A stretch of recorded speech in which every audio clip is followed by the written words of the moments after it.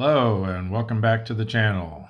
I'm Tim and we are playing Silent War 2.0 with IJN expansion.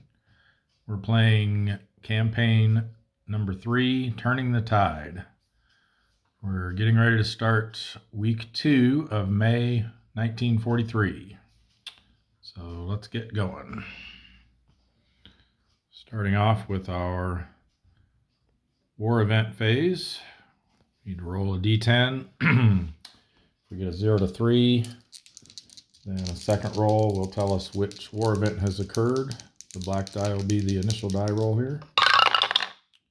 And we got a 6, so no war event.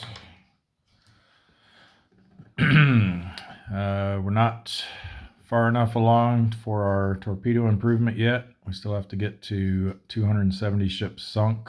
We're currently at 245. So next we'll roll on the ultra table. Got a 0.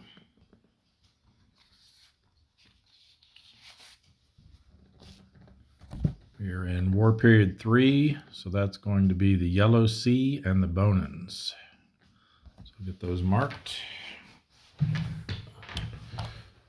Yellow Sea, way up here by China. And the Bonans right over here. Got quite a few that can get into there. If we want to suffer some congregating risk. All right, next is the weather phase. We are in May, so only a 0 will cause a tropical storm formation. And the second die roll, if we do get a 0, will be where it's going to be located. And we got a 4, so no storms this week.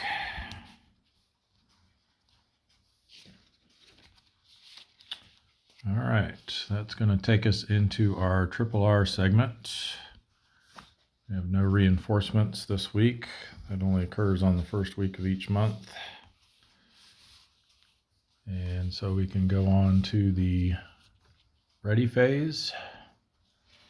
We have several here at our submarine tender that are at ship side. They get to go straight to ready for sea. Same thing here at Pearl Harbor, Brisbane, and Dutch Harbor. Okay, and then those that are in the broom box, at each of those we'll need to roll to see if they make it to ready for sea or if they have to wait another week. So here at the submarine tender Sperry, we have 2. They each need a 5. That's their readiness rating. So we'll do black die for the tunny, white die for the sunfish. And they both make it.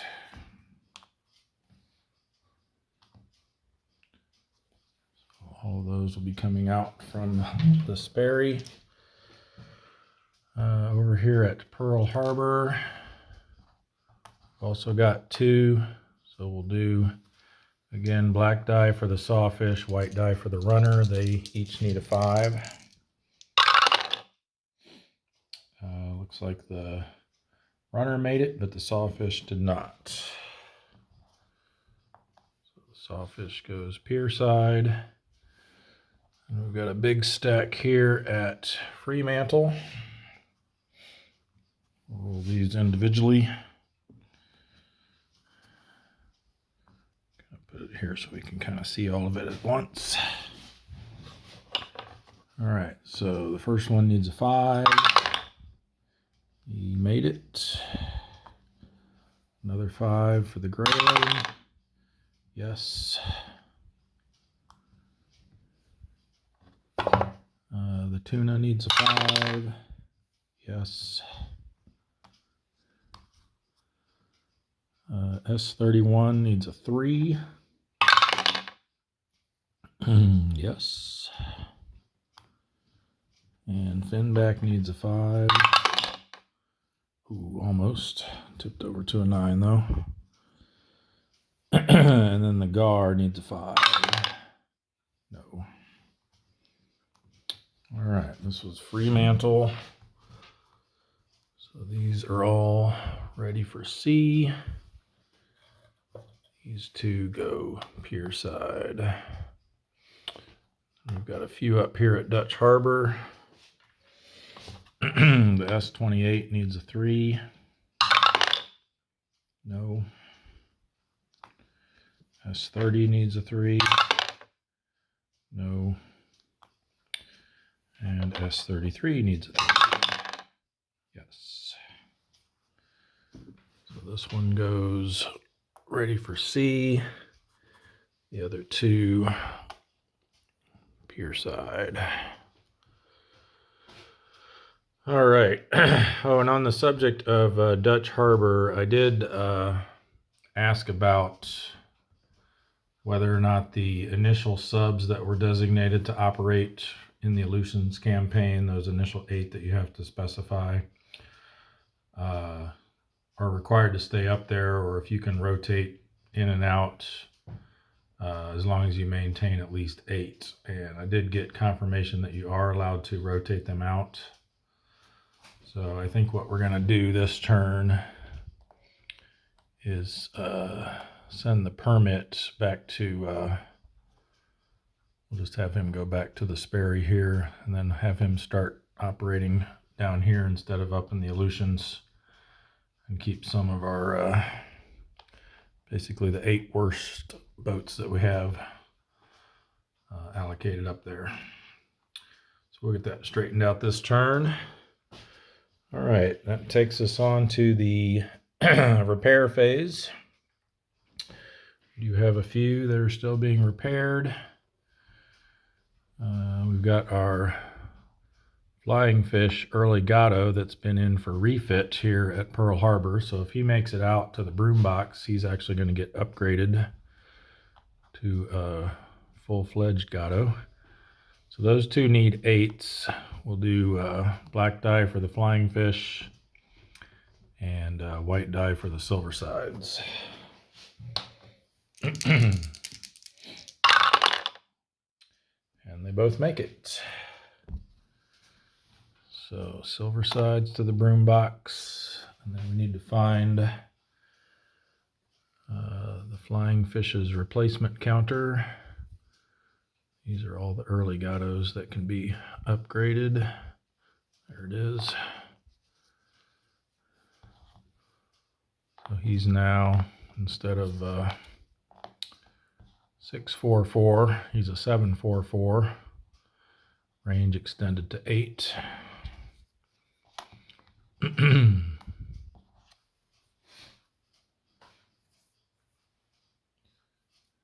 All right.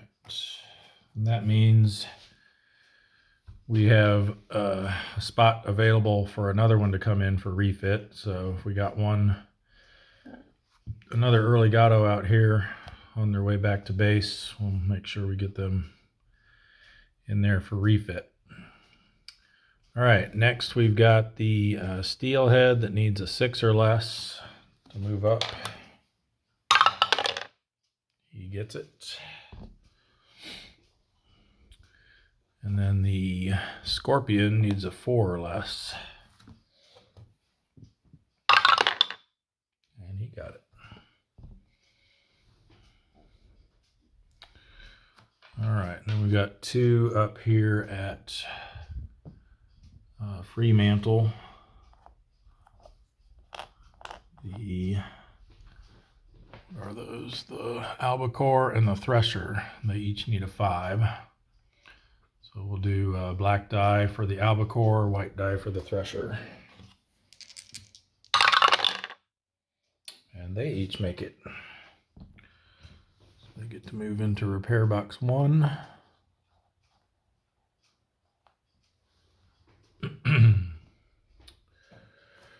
All right, that's all of our repairs. So last thing of the R segment is to prep for operations. Need to move all these up to the operating section.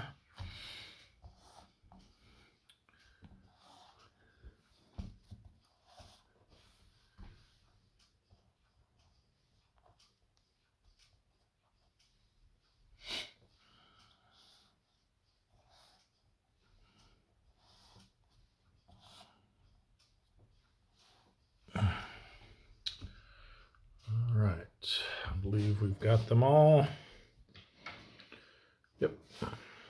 So we're ready to move on to the operations segment. So I think for starters, let's see if we got any early gatos out here. Oh, here's one. Oh, and I made a mistake here. I think, well, maybe not. So these early gatos, when they get damaged, there's a special rule that kicks in for that. So let me see if we missed anything with that last turn. It's in the scenario book. Here it is. Early gato damage. So an early gato that is damaged follows the rules outlined in the repair phase. If at sea, the submarine voluntarily RTBs, unless it was forced to involuntarily RTB. Okay, so we were forced to involuntarily RTB. If we hadn't, we'd have been able to voluntarily RTB, which means we'd have gotten to start our transit move that same turn. So we're okay there, but he definitely does have to go, or well, he doesn't. Yeah, he has to go back to Pearl Harbor. And then any result that would be put in the broom box or repair box 1 is instead replaced in repair box 2. So basically, when he gets back, we'll roll for damage. And unless it's heavy damage, which would put him in repair box 3, he's going to go in repair box 2 so that he can undergo refit. In addition to the damage repair. So let's go ahead, and doesn't look like we can get him all the way back yet. So we will just send him through the marshals and down to the transfer route. There's no red boxes in the areas that he's moved through here, so doesn't require a transit event. So he'll just go down to the done section, and then next week he'll make it into Pearl. All right, we've got a couple here that we can get into the Sperry, but we're gonna have to get all those guys out first. So these two are gonna go back to the Sperry. These guys are outbound transit. Who else do we have here? This one. Oops, I think that damage was on him as well. He's not an early gato. Okay, so he can attempt to get to the Sperry as long as he only has superficial damage. And the permit we're going to send down there, because like I said, we're going to designate someone to take his place. The S-23, though, is going to stay up here. Let's go ahead and send him back to Dutch Harbor. And if you recall, when an undamaged submarine comes back into Dutch Harbor, they still have to roll for damage, and anything but superficial results will give them light damage. Just double check that again. That was in the RTB section. Yep. Any results of 2 or 3 are changed to repair 1. All right, so he's looking for a 0 to 2. He got a 7, so he's going into repair box 1.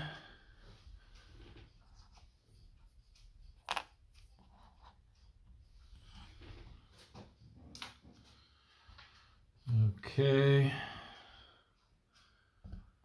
Let's see who else we can bring back. He's waiting. These two are waiting for the Sperry to clear out, as are these two. These guys are outbound. These two here. Kind of off camera here a little bit. We're going to send them back to Fremantle.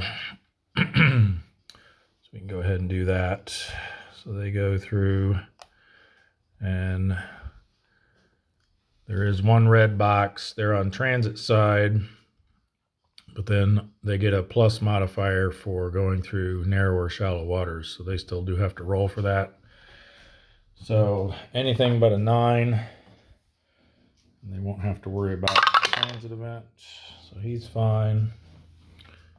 Send him back to Fremantle's broom box. And then same for this one, the pike. Anything but a 9. Don't have to worry about anything. Oh, he did get a 9.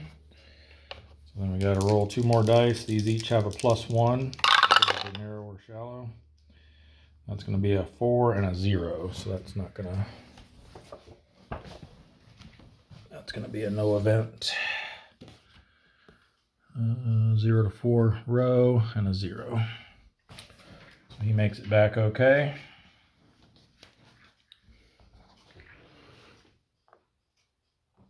All right. Let's, this guy's coming back too. He can't quite make it to the Sperry though. We'll save him for later.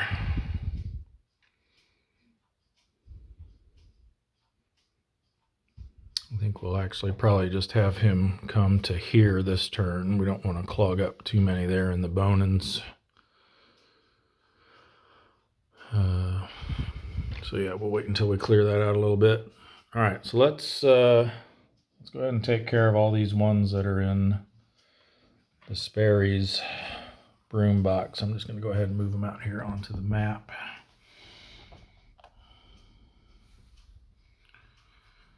Let's see.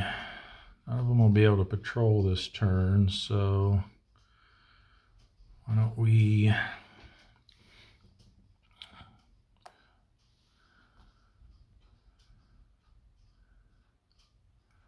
think we'll send...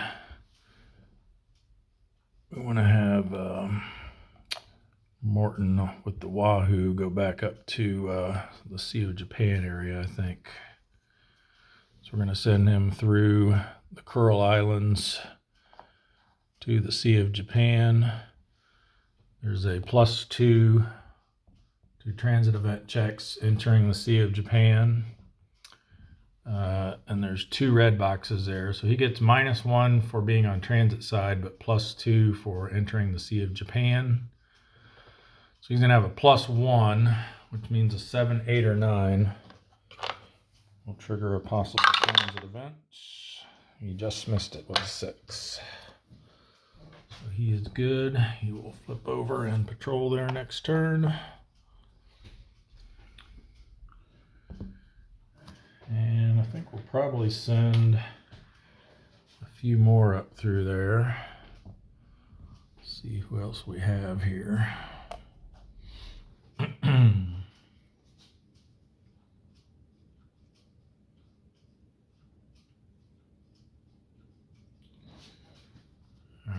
So we've got 3 Gato class subs here. I think I'm going to send all 3 of those up there into the Sea of Japan. So again, 7, 8, or 9 will cause a possible transit event. That one's safe. We'll go ahead and roll the next one while we're over here. Oh, he's going to have one. That's going to be the Tunny. So that's a 1 and a 3. Should be fine. Yep, no no event. And then the third one, 7, 8, or 9, no transit event. So all 3 of them made it there without incident. And they're all going to patrol their next turn. We'll flip them over. All right, well, now that we've freed up some space there at the Sperry, before we send these other 3 out, oh, I forgot. They left an area that already had 4 subs in it, so each of those should have been subject to a transit or a +1 DRM for congregating risk. So that last one that actually rolled a 6, he's going to have to check as well. And he got a 1 and a 6, which again is nothing. So we're fine there. All right, we probably should have, and I'll go ahead and do that now. We should have first moved, had one of these guys, one of these, let me see if any of those were ones I wanted to leave up in.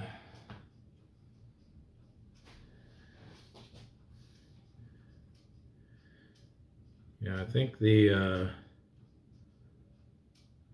permit and the 32, S32, we were going to pull back from the Aleutian campaign and use the 40 and the 41 instead. Let me see if either of them. Yeah, so this S41, we're actually going to, there's only, well, there's 3 there now.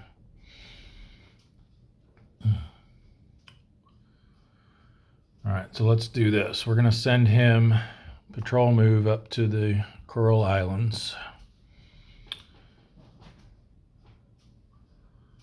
So he will have a transit event check on a 9.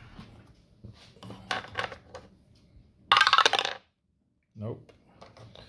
And then he's going to perform search and contact there. A 2 and a 2. So he did not find anything. For his endurance check, he's a D rating, found no contacts. Gives him a -1 DRM. So instead of needing a 2, he just needs a 3. Or less. 0. All right, so he gets to stay patrol side for next turn. All right, so now we can send this guy, the permit, back to the Sperry. There's no transit event check required because there's only 1 red box there. We've eliminated the congregating risk. So he will go broom box of the Sperry.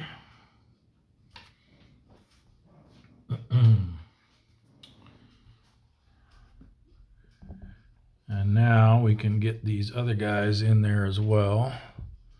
So the seal and the guardfish both moving through the Bonans to the North Pacific. Since there's only 1 red box and they get a -1 for being on transit side and there's no congregating risk, they arrive without incident.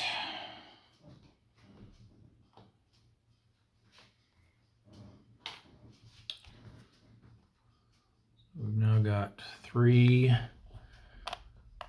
There's 6 there at the Sperry right now. So we can see if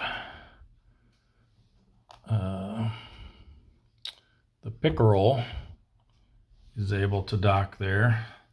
We have to roll for his damage. Anything other than superficial, and they won't be able to take him. And yeah, he's got, at least as of now, heavy damage. So he will have to move on. That puts us back up to 4 subs in that area though. So now we need to send what was the other one we were going to switch in? The 40. Is he in here? Nope. Where is the 40?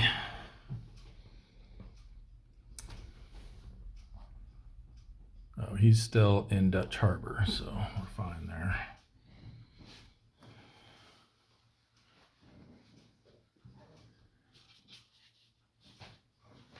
So I think that's going to be fine. We'll just have to do some checks on these guys going out. So the other 3 that are still at the Sperry, we need to decide where we want them to go. I'm thinking we'll send 2 of them at least down to the Marianas. So leaving from here, congregating risk, so that's going to give them a +1. There's 1 red box in each, so we'll make this the governing area. The +1 from congregating risk negates his -1 on transit event side, so he does have to roll, but only a 9 will matter. And he's fine. We'll flip him to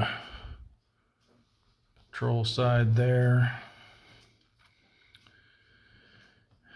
And then we'll do the same thing with the Stingray.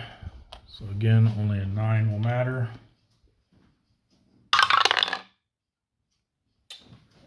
And he's safe.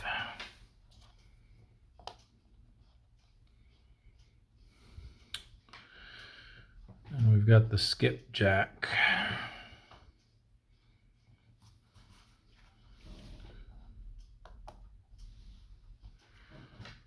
Well, we send him to Empire Pacific.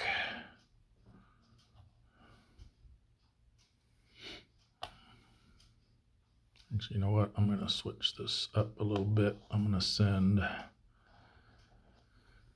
would have been the same roll either way. I'm going to have the Seawolf come up here to Empire Pacific instead. So then the Skipjack will come down to the Marianas. Again, only a 9 will matter here. So have him patrol there next turn. Okay. That's everyone out from the Sperry that's coming out.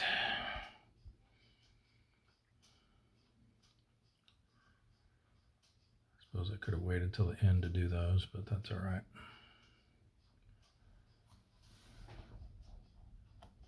This guy should be down in the done section. Okay.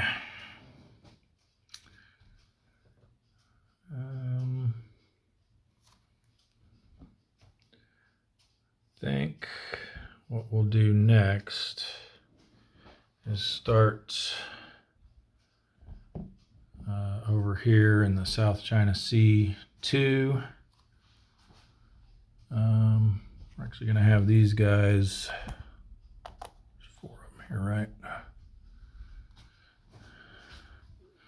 We're going to have them patrol move up into the South China Sea 1 since we got a little better chance of getting a contact there.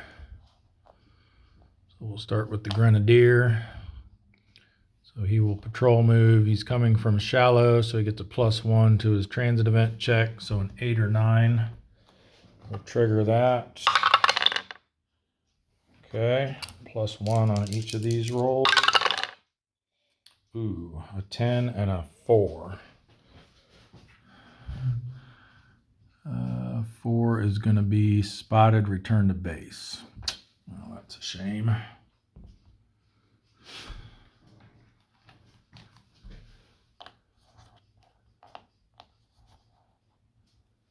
All right, let's try the gudgeon. Be an 8 or 9. All that matters. Okay, so he gets a search and contact roll, no modifier. 2 and a 7. He did not find anything. He is a B rating. So with his -1 modifier for finding no contacts, he needs a 5 or less. Does not get it. Oh, I forgot to put an RTB on this one. He's going to get one as well. All right, how about Tautog? 8 or 9 for the transit event check. Nope. And then search and contact. He gets a 0 and a 5. So he also finds nothing. He is a B rating as well. So he needs a 5 for his endurance check. He made it. And halibut. 8 or 9 for transit event check. Good. Search and contact. He found something. 6 and a 5. 6 will be a sparse, and 5 is a large convoy. So a sparse large convoy is 1211. Okay, I think we'll have him.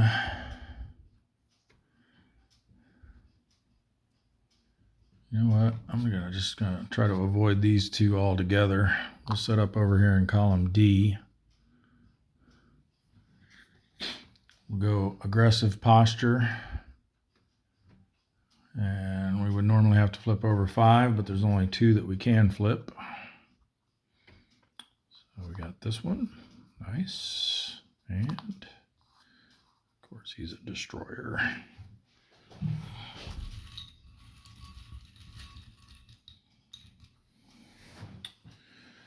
And we have the Numikaze. Oh, good. Only a half.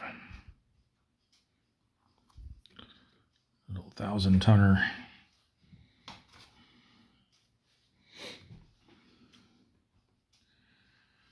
All right.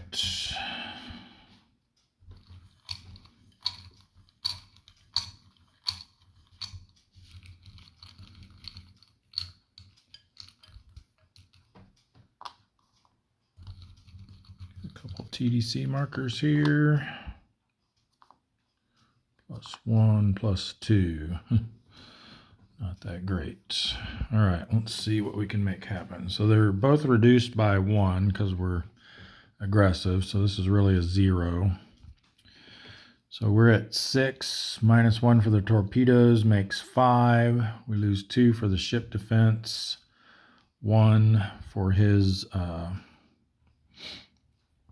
ASW value. 0 for the TDC, but then we lose 1 for going over a column. So we're going to need a 1 or less. But we have a die roll modifier of -1, so actually a 2 or less will hit. No. All right. I think we'll just stay here and try again. And we will remain aggressive.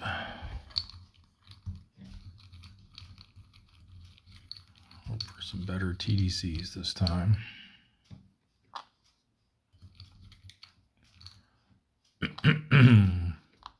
There we go.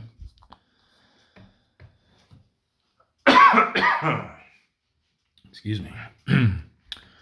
So that does not get bumped down for the re-attack round, but it does get bumped down for our aggressive posture. So this is a -4 TDC. So our 6 -1 is 5, -2 for the defense takes us to 3, -1 for the ASW takes us to 2, -1 for shifting over a column.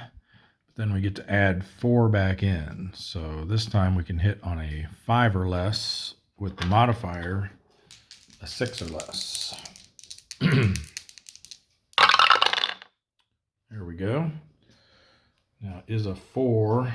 So he's a 5,000 tonner. I don't think that 4 is going to be enough, unfortunately. Nope. just damaged him. That is a shame. Oh, also, I just realized we completely missed the counterattack. So let me do that. That might have affected, probably wouldn't have affected our odds at all. But anyway, he's a 1. So we're going to actually have to do 2 counterattacks here. He's a 1. There's 1 red box in the area, so that's 2 plus another 3 for the war period. Makes 5. We subtract our 4 defense. We're not in shallow waters. So he's on a 1. Puts him on the 1 to 2 row. For the first roll, he gets a +1 for us being aggressive. So that's a 4. On the 1 to 2 row is nothing. Now for his second attack, counterattack, for the one after the reattack that we just did, he gets an additional +1 for it being the reattack round. So this is on the 1 to 2 row with a +2 this time, because we did remain aggressive. Uh-oh. That's going to be an 11 on the 1 to 2 row. Is damaged RTB, and then that plus sign means we have to roll a second die, and if it's a 7 through 9, we're sunk. Well, the second die was a 1, so we are not sunk, fortunately. But we do get damaged, and we have to RTB.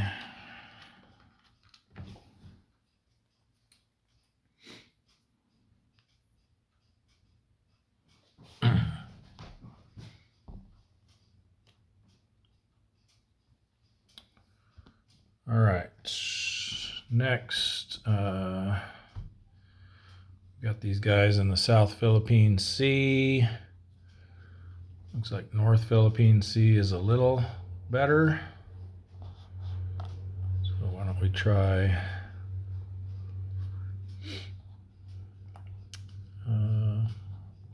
let's control move up to here. Which is going to mean on a 9, we have to roll for a transit event.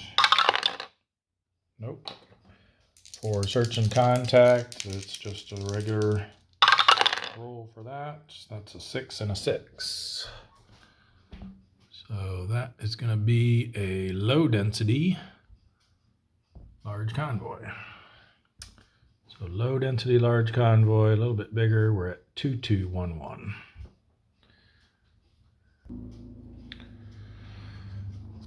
All right. We got tactical rating of 4. I was debating either setting up here so we could flip these two, that one and that one, or just play it a little safer, set up here, go cautious, and just flip the 3 red balls.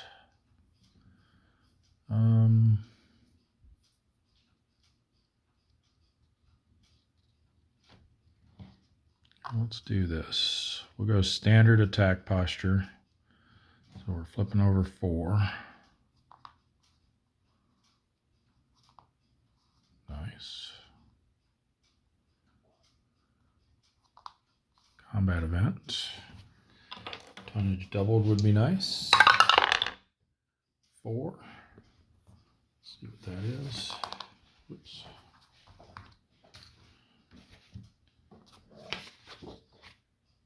Oh, mechanical troubles end attack.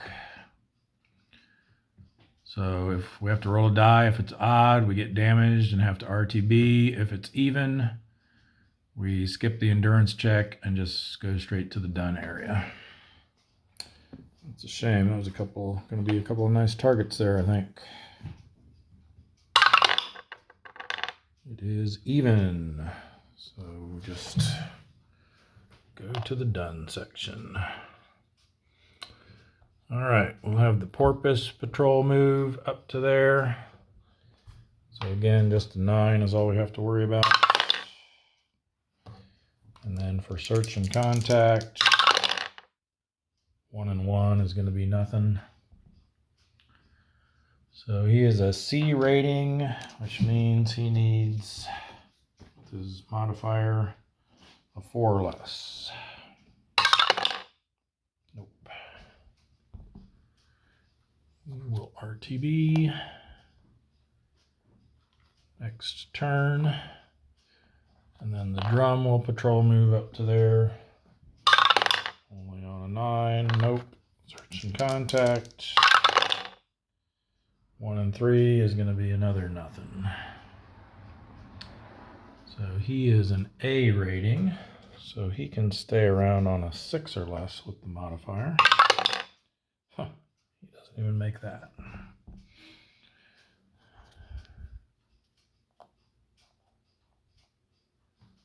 All right.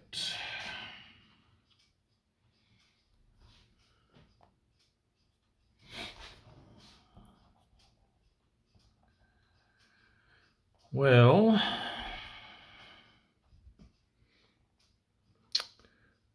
I guess let's see what we want these guys in the Bismarck Sea to do. I'm thinking we want them to come over here to the South Philippine Sea. So that's going to be a transit event only on a 9. No. Search and contact. Ooh, 7 and 9. So it's going to be a task force of some size. 7 is going to be low density. So low density task force is 1, 2, 2, 3. All right. Not exactly the boat you want encountering a task force. Those 4 attack rating. I could come over here in column D and go cautious and just flip these 2 over, see what they are. Of course, even this one's probably pretty safe in column D. But I don't know if he's going to have the oomph to get something over there. You know what? Let's try it anyway. We'll go standard attack posture. Oh, that one's a destroyer. Just hope this is a... Nope. Another destroyer. Wow. Yeah, he's not going to have much of a chance here, I don't think. Let's see what these destroyers actually are. First one is the Yamakaze. Second one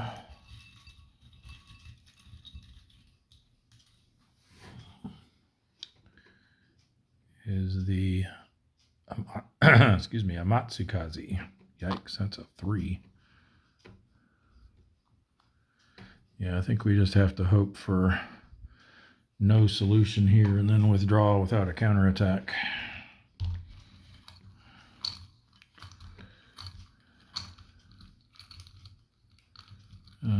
Three TDC markers. I'm just going to put them on these 3. I don't want to risk having a possible solution over there in column C. So it should have been face down, but it's all right.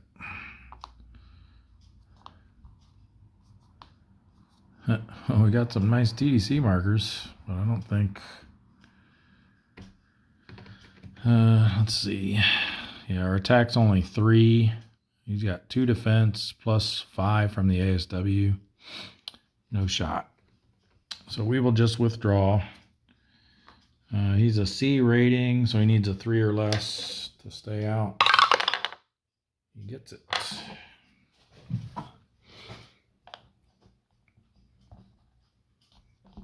All right, we'll have the gray back do the same thing. So transit event check only on a 9. And then search and contact. 5 and 8. So that's going to be another task force. 5, though, is sparse. So a sparse task force is 1, 1, 2, 3. Okay, we got one no solution marker, too fast. We will, got 4 rating on the gray back.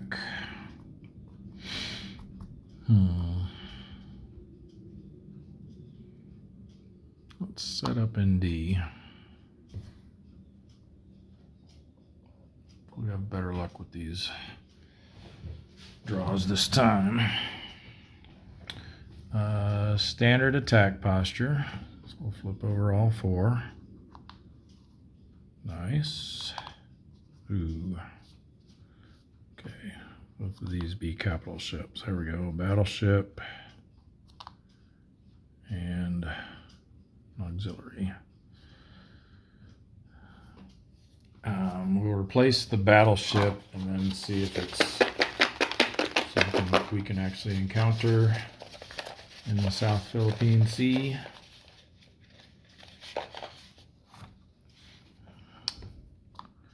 We got, I think it is, the Musashi.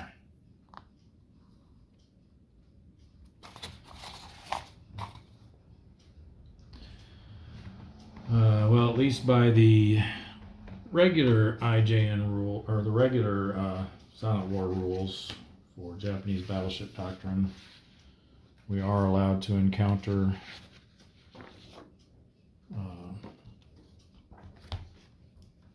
the Yamato class battleships. Yeah, because anything other than Congo class, which are the 32,000 ton, and the Yamato class, which are the 68,000 ton, can only be found in those specific areas, but this one can be found here. But then we have to check the IJN restrictions for Yamato class battleships to see if South Philippine Sea is one of the places we can find them. And let's see, in 1943 and 44, East China Sea, South China Sea, North Philippine Sea, Marianas, and the Carolines. So nope, not in the South Philippine Sea. I think that's the second time we've pulled one of those down there. All right, so then he just goes back with no replacement. So we're left with this here. So let's get our destroyer. See what he's going to be. Oh, nice. It's the Hibiki. It's only got 1 ASW value as opposed to 3. I like that. I made a couple of auxiliaries. We have the Sanyo Maru, 9,000 tons. And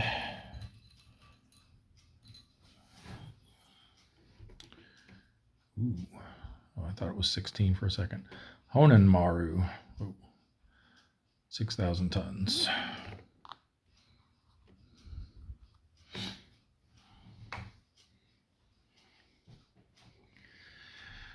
All right, hopefully we get TDC draw like we did last time.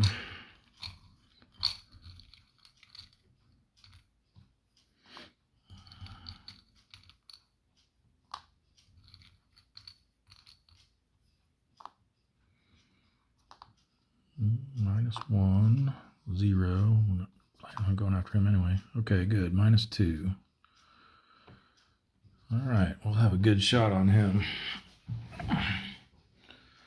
So our 6 attack gets reduced by 1 to 5.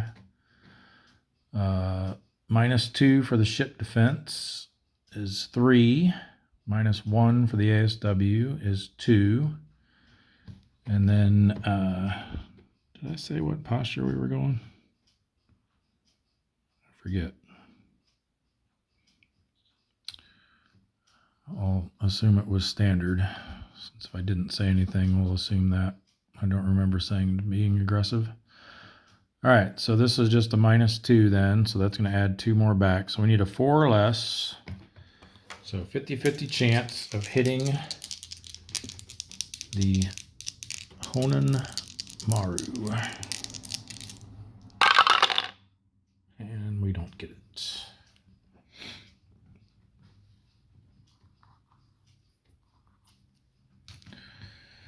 For the counter attack, we've got 1 ASW showing. There is 1 red box in the area, so that's 2. Another 3 from the war period makes 5. Minus our 3 defense. We're not in shallow water, so 2. So he's going to be on the 1 to 2 row with no modifier.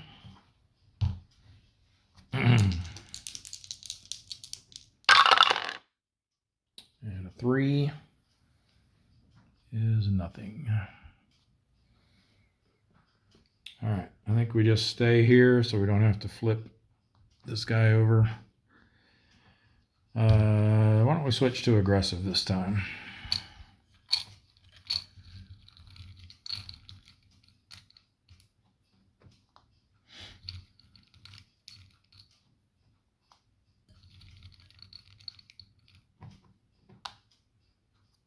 Okay, +2. Probably won't go after that.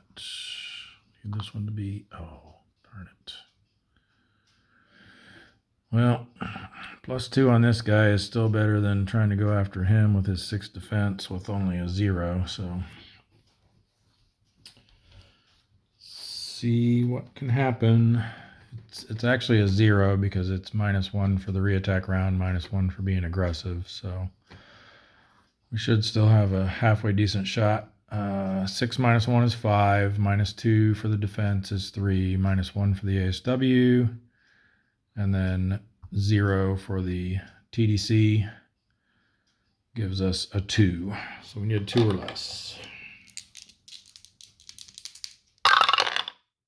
No.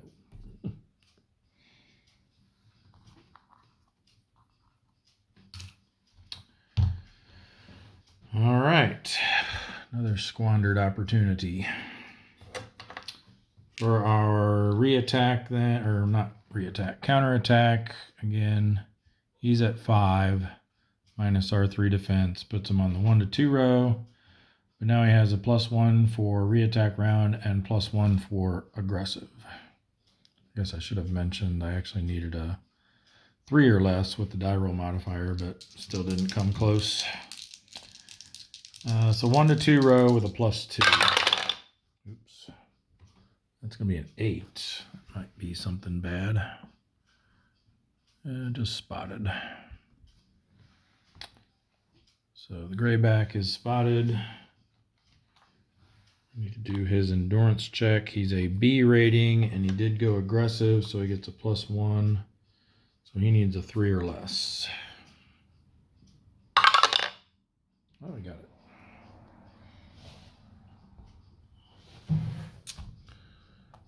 All right.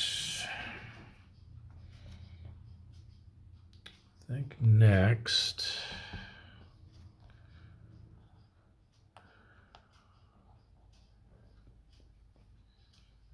Let's see, I think we were just planning on pushing these guys out. I wonder why they went there. If I was planning on moving them farther.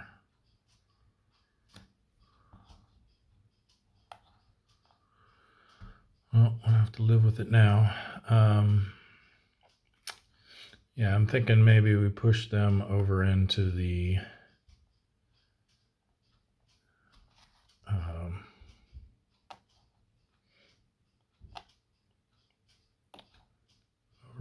South Philippine Sea. So for transit event, it's just here, 1 red box, but they're on transit event side, so the -1 makes it impossible. There's no congregating risk, so we can just move them both over. We'll have them patrol there next turn.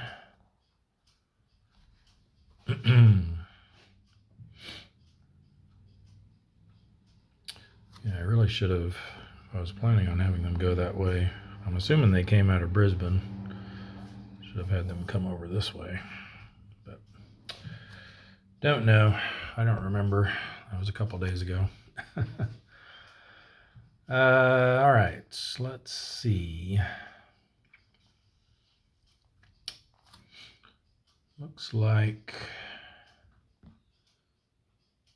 next up is going to be our ultra area here, but I'm actually going to break here and pick this up a little bit later.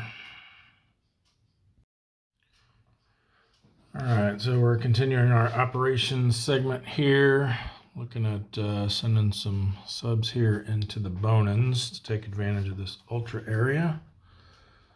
Just seeing how many total we can get there. So there's 2 there, 3 more there, that's 5, 6, 7, 8, 9, 10. We've got a total of 10 that we could send there, but not sure if we want to go over 8. Then we're looking at a +2 for transit events and a -2 for the search and contact role.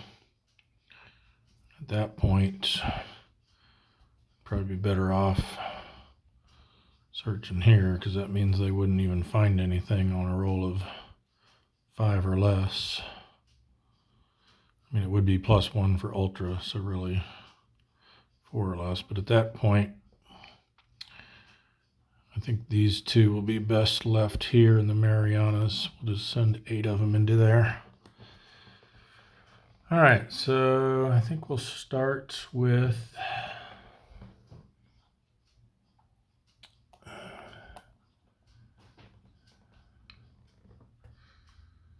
I think I want our good subs to have the best chances, so we'll send those S-boats in last. Why don't we start with the Pogie?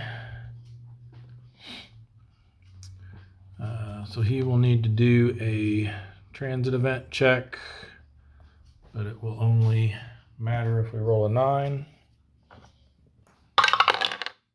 We did not. And then his search and contact will get a +1. That's a 7 and a 7. So we are looking at a medium density, large convoy, sorry.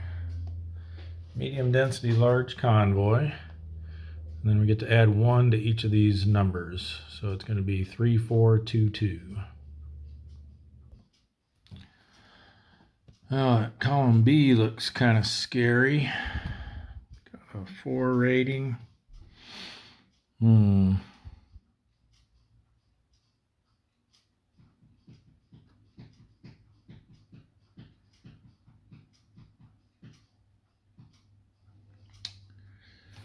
I'm thinking we go for column D.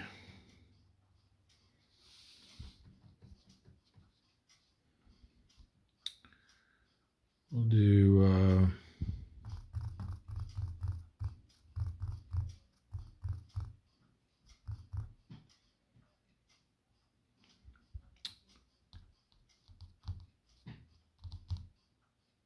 cautious attack posture.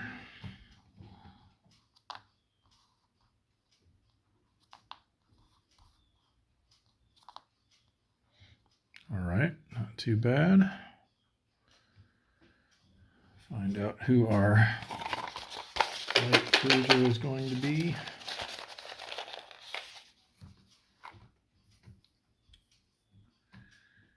It is the Kashi. We've run across him before.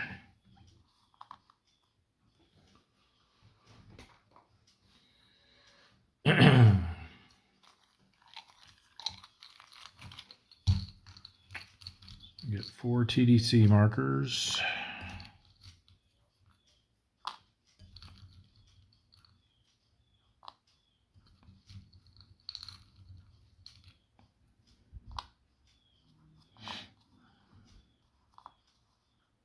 Yeah, that's better.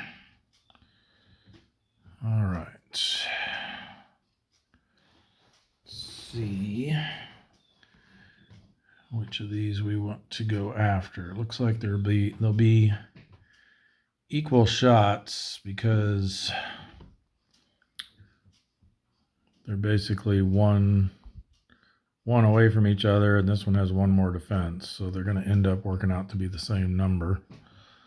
So I'm thinking we might as well go for this one for two reasons: more tonnage, and if we sink it, we have no counterattack.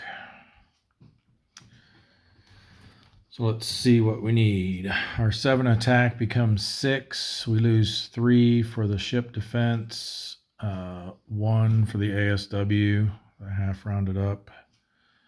And then, we choose this as our designated TDC, so it's unmodified. So that leaves us with a 3 or less that we need.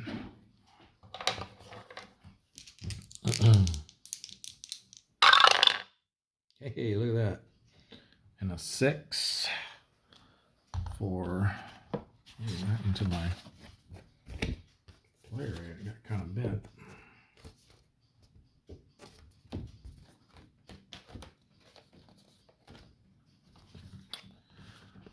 We're on, where are we at over here? 5,000 tons.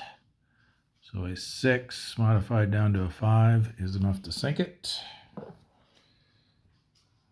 So we can move that here. The Pogie sank a 5,000 ton armored merchant. So that will go back into D cup. And we will add another ship to our total. Way up there, 249. Getting ever closer to that 270 mark. 5,000 more tons puts us at 1,028,000. All right. Let's see if we can bag another one here. So because we eliminated that ship, there's no counterattack because there's no revealed ASW value.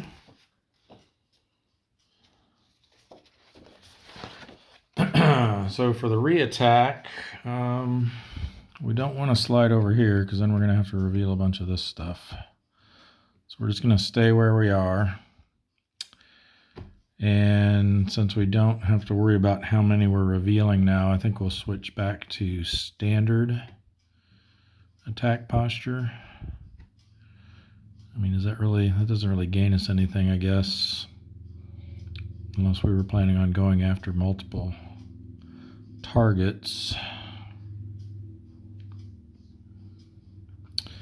Yeah. I mean, if we got really low TDCs on both of these, I could see that maybe being a possibility. Yeah, so let's go to standard. We'll flip this one over. Of course, it's a destroyer.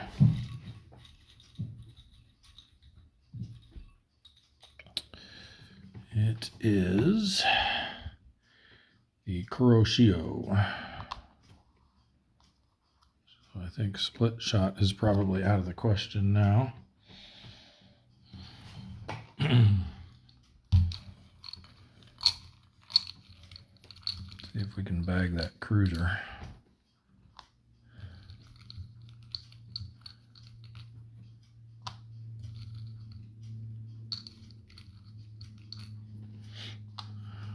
Okay, 0 on that one. These will all be -1 for the re-attack round. So it looks like that brings that down to a 3. This is effectively going to be bumped up to a 3 because, or no, it's going to bring it down to a 2. So yeah, we'll actually have a better shot here, will we? No. This is a -1. It's going to bring him down to a 1, but the column shift. So he'll basically be a 2. Yeah, he'll be a 2. So it looks like it'll be equal shots whichever way we go. So let's see if we can get the Kashi. So 7 minus 1 is 6. We lose 4 for his defense and 2 for the ASW, so we're down to 0. Then our TDC is going to add 2 back in. So we need a 2 or less. Can we do it twice in a row? No. Man, that 5 would have sunk it too. Oh well. We do have a counterattack now. So his 2 plus there's 1 red box in the area makes 3. 3 for the war period is 6. And then -4 for the defense puts him on the 1 to 2 row. He will have a +1 modifier for re-attack round. And that's a 6 on the 1 to 2 row. It is not going to be anything. So for the Pogie's endurance check, he is an A. We didn't go aggressive at all. None of those other modifiers apply. So he needs a 5 or less. And he doesn't get it. So he will RTB. And then let's move in those 2 guys we said are going to stay there. I guess we'll do the Gatto next. So he will have a transit event possibility on a 9 only. Nope. +1 for his search and contact roll. Black die went all over the place. So that's going to be a 4-5, which should be enough. 4 is sparse. 5 is large convoy. Sparse large convoy with an extra ship will be 2-2-3-4. Sorry, I just realized I read that wrong. I was looking at the task force row. It's going to be 2-3-2-2. All right, here's what the Gatto has. Kind of like to try column D over there, but also makes me a little worried. You know what? Let's do it.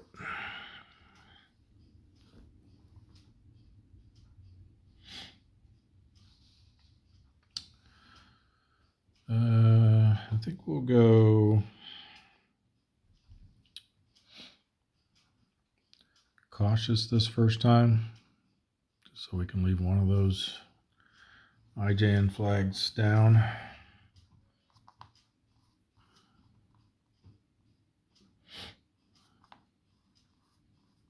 we've got a cruiser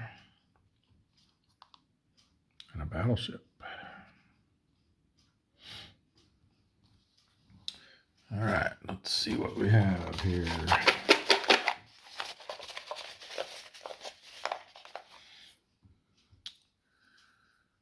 We got the armored cruiser, Azumo.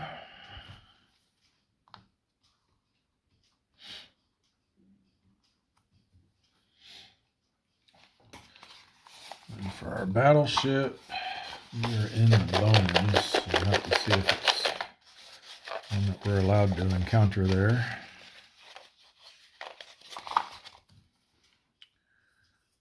We got the Congo. Yes, I believe those can be encountered anywhere. Just confirm that here real quick. Japanese battleship doctrine and the scenario rules. Let's do that over here.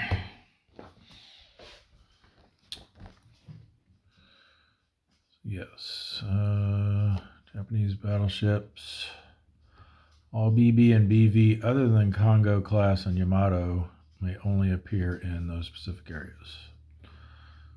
So the Congo class we can encounter anywhere. So let's see if maybe we can bag us a battleship here.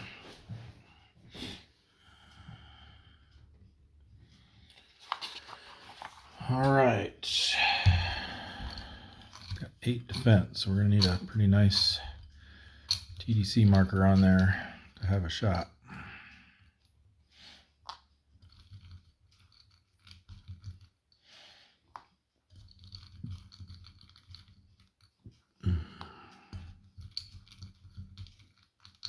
So I wouldn't mind sinking the Azumo either.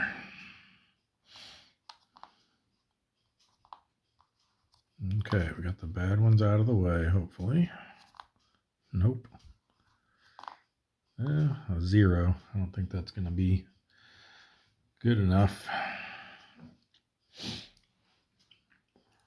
We will have a shot at the Azumo, but only on a 0. Let's see. So yeah, that's going to be 8 without any TDC modifier. We're not going to be able to get a shot on the Congo, unfortunately. Let's just check this one just to see. 6 becomes 5, -2, -1 for the column shift, -2 for the TDC.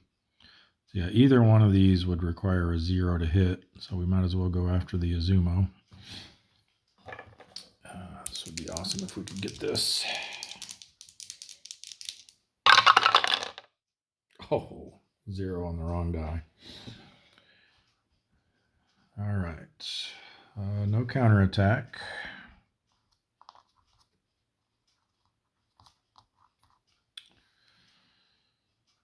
We'll go ahead and stay cautious because the only advantage of going to standard would be if we wanted to make a split shot. As long as we're only targeting one ship, cautious doesn't really hurt us. So hopefully this also has no ASW. Yes. Carrier. Hit the jackpot here.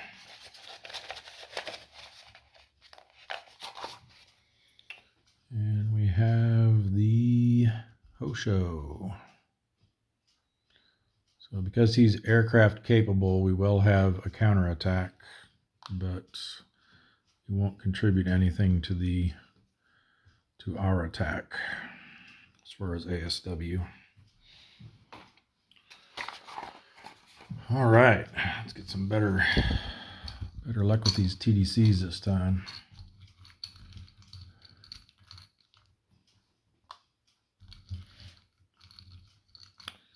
Any of these wouldn't be a bad target. Obviously the merchant would be the least desirable, but still 3,000 tons isn't too shabby. All right, so these are all going to have -1 for reattack. Okay. Come on. Come on, -3. Ooh, that is basically a -3 with the reattack. I think we will have a shot at that Congo if we want to take it. Let's figure out what our options are here.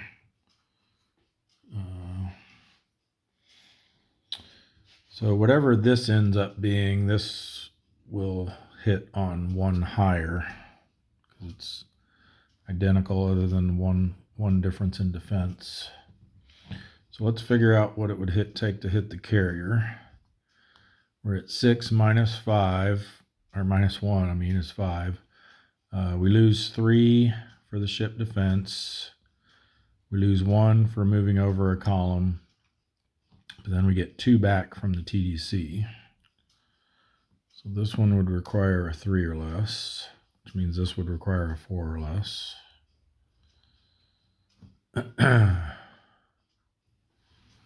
If we went after the Azumo, we're looking at 5 -3. Excuse me. We're in the same column, so no change there. And then that's a -2 TDC, so that would be +2 for us. So he also needs a 4 or less. And then for the battleship, it would be 6 becomes 5, -8 is -3. But then we get to add 4 back in for the TDC. So he can be hit on a 1 or less. So we got 50-50 here.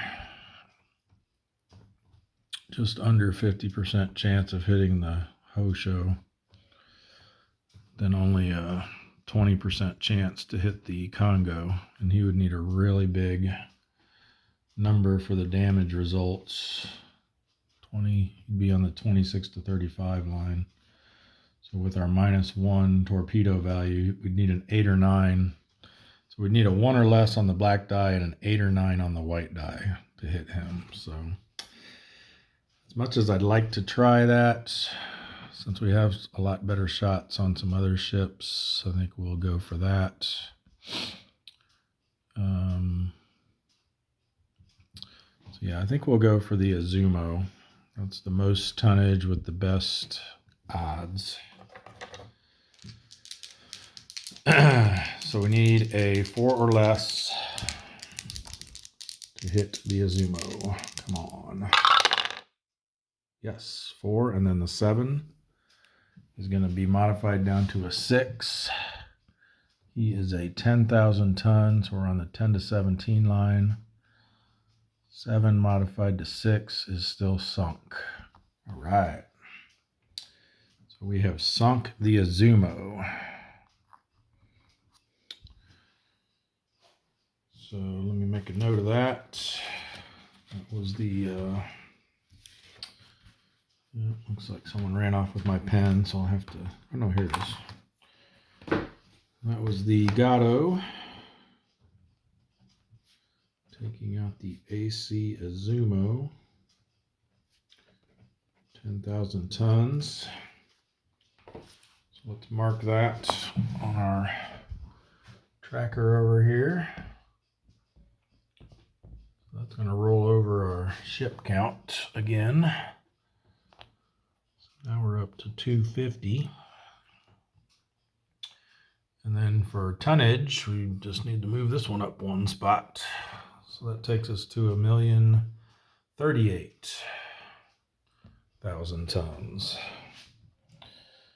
All right, so the Azumo is out for the duration.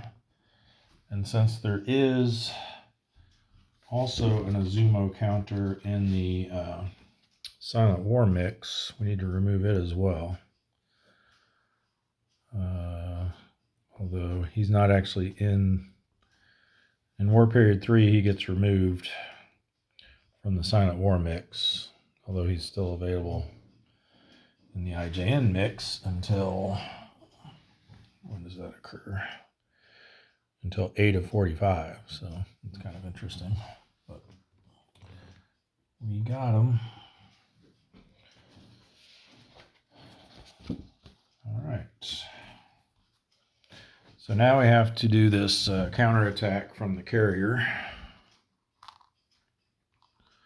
So he's got a 1/2 ASW because he's aircraft capable, only for counterattack. So that'll round up to 1. There is 1 red box in the Bonans, makes 2, and then 3 from the War Period takes it up to 5.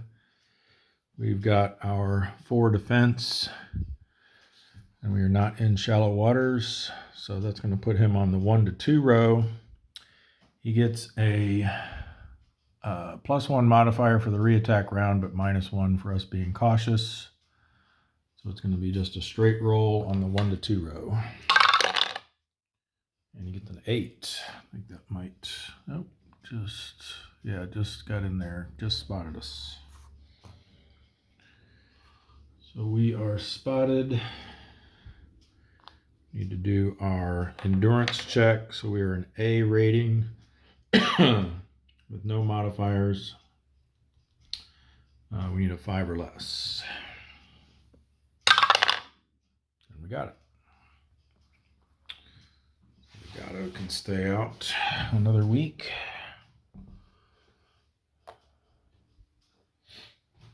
All right, let's see. We said we were going to leave these guys here in the Marianas. So let's continue to move in some more to the bone-ins. We've got 2 here so far. I think we'll do the Sea Dragon next. So he's transiting over here.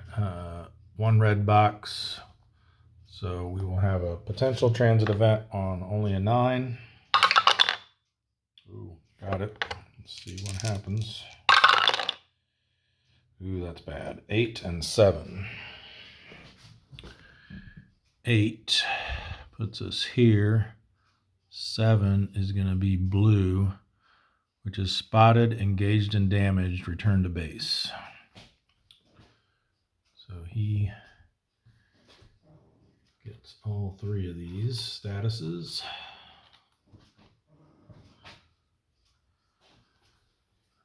Damaged, spotted, return to base.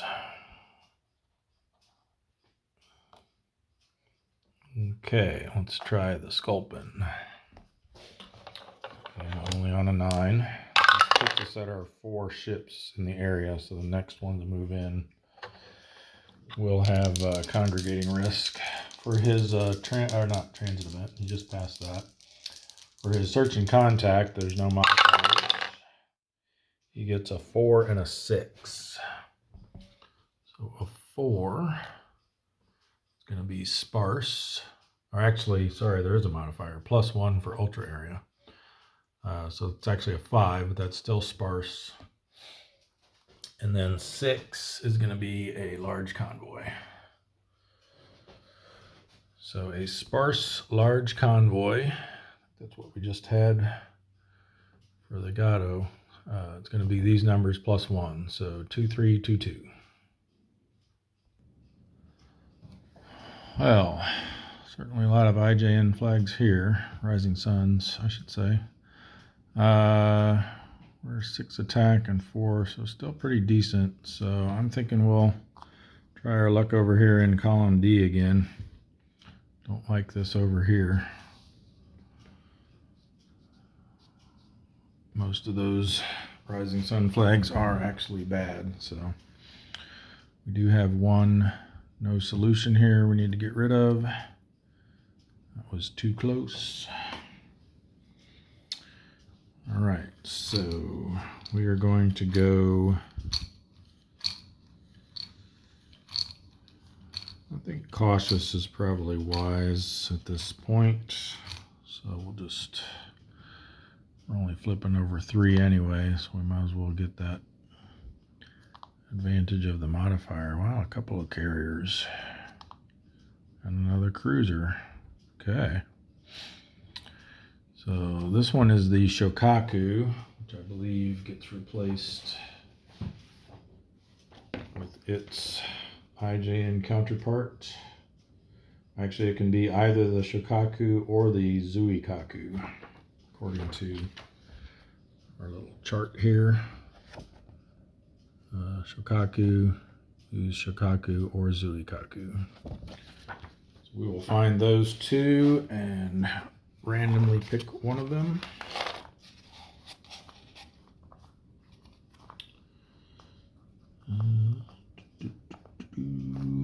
There's the Zuikaku and the Shokaku.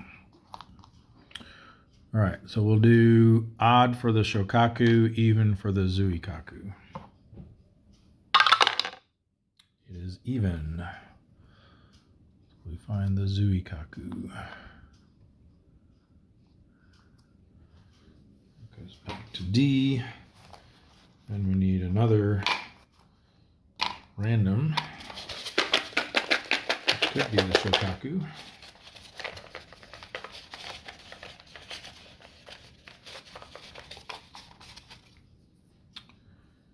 We got the Unyo, smaller one. All right, then we need a cruiser. I know who it won't be. Won't be the Azumo.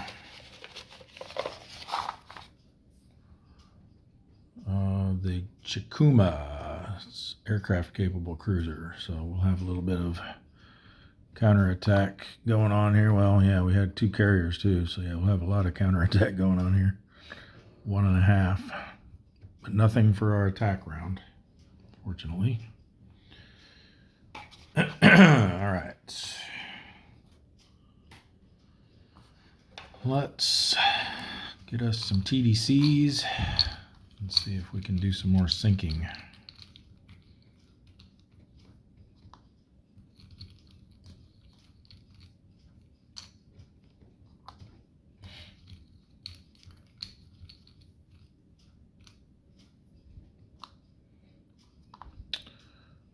+1 there, -2, nice, and -2. So these are going to be equal shots as far as to hit, but then the cruiser will only require a 6 or more to sink for the second roll. The carrier, on the other hand, will require an 8 or more to sink for the second roll. So I think we'll go with the better odds at sinking the cruiser since the 2 hits are identical. So we're at 6 minus 1 is 5, which his defense takes all of that away. We get 2 back from our TDC marker. No ASW. So yeah, we need a 2 or less. That'll be our unmodified TDC, obviously. So 2 or less to hit the Chikuma. No. All right.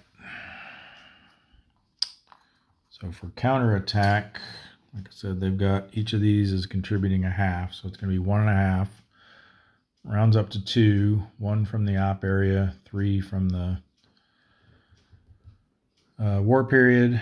Makes 6. The Sculpin only has 3 defense, so that means he's going to be on the 3 to 4 row. But we do have our -1 DRM for being cautious. 1. That's going to be nothing. All right. I think we'll stay cautious again because, like I said, we're not going to be doing a split shot on this anyway. So might as well get that favorable modifier on the counterattack. See what we can do this time. These will all have -1s now, unless we get a -3. Those don't get modified by the reattack modifier. That's bad. That's even worse. And that's not very good either. So looks like we're going to have a shot at the Chikuma again. But this time we're going to need a 0 because our 6 becomes 5. His defense takes all that away. That's a 0 TDC since we're in reattack. So yeah, 0 only will hit this time. Nope, so close. Just needed that to be a -1 or better. Would have made it. All right, so another counterattack, this time without the -1 modifier because he gets +1 for reattack, but we are still cautious. He's still on the 3 to 4 row. The 3 is going to be nothing again. All right, so then the Sculpin does his endurance check. He's a B rating, no modifiers. He needs a 4 or less. You got it.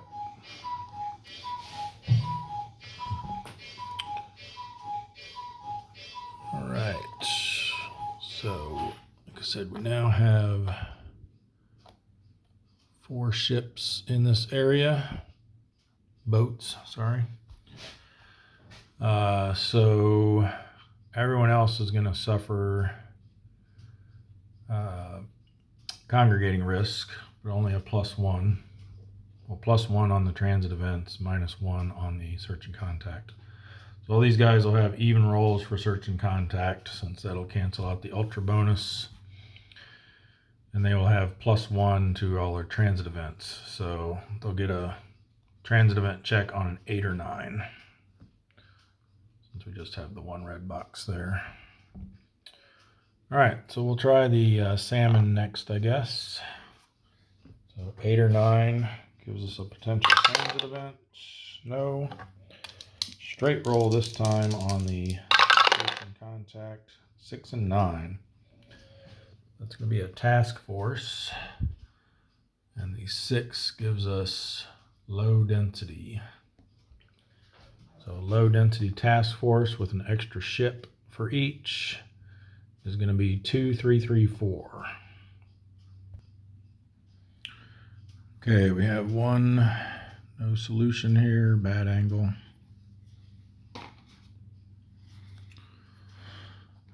So we've got only 5 attack for the salmon. Still a 4 tactical rating. Still,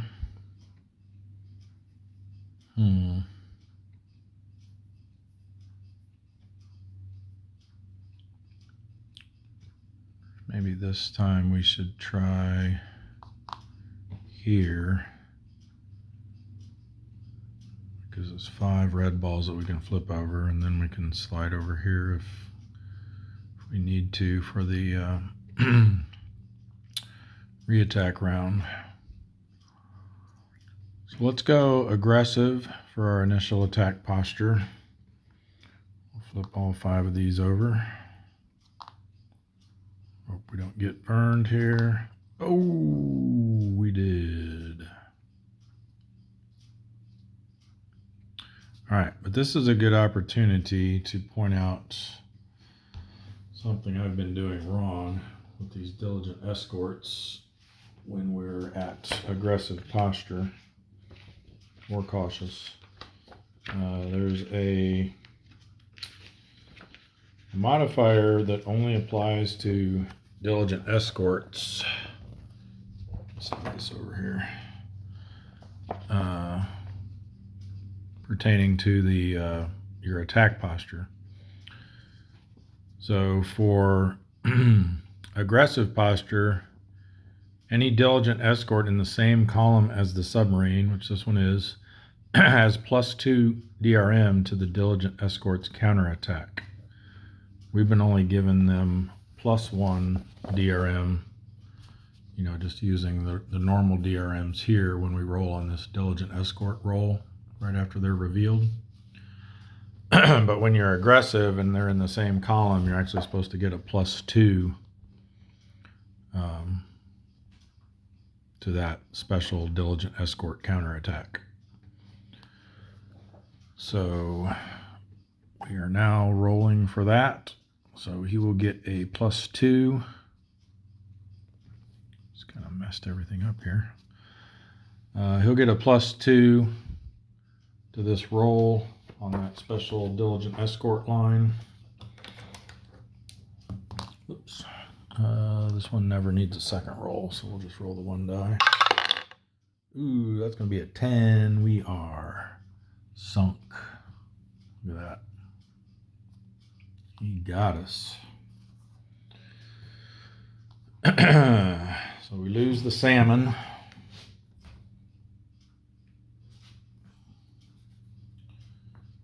Make a note of that for my spreadsheet. And we have to increase our subs lost by another count. So we're up to 16 now. We've lost 4 since the scenario started. We started off with 12. Yeah, so that's going to do it for that. We'll clean that up here in a minute. First, let's get our next sub moved into here, which is going to be S44. So again, he'll have a possible transit event on 8 or 9, no, and then straight roll for searching contacts because of the congregating risk. That's an 8 and a 3, which is going to be a moderate density small convoy. That's probably good because that's about what that S-boat's going to want to tackle, I think. So moderate density small convoy with an additional ship for each is going to be 432. Again, we don't increase any of the dot results, whereas 0 results you do get to increase. So 432. Well, I was hoping to see some more red balls for him. He's only got a 2 tactical rating. We could set up in C. Try our luck with those two, but I don't know. With his 3 attack rating, he's not going to be able to tackle much. They have much defense on them. The other thing, we could go here and just flip these two, either one of these.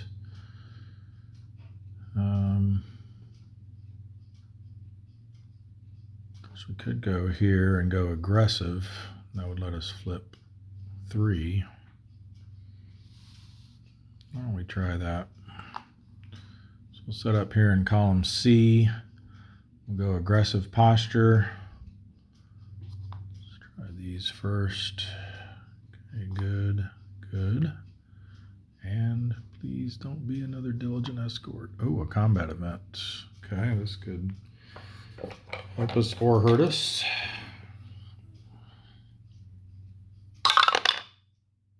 A 9. What is a 9? Ooh, a 9 is very good. Combat, combat. So this is that one where there's not going to be any counterattack, which there wouldn't have been anyway, but this lets us do a second attack in the first attack round. So basically we'll get 3 attacks total if we decide to stick around for a reattack. So let's see what we can make happen with that.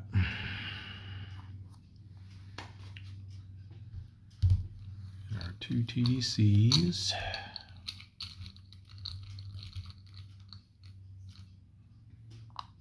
He does get one of these down. That'll be, I think, the 3rd week in a row that we've had an S-boat come through with a sunk ship.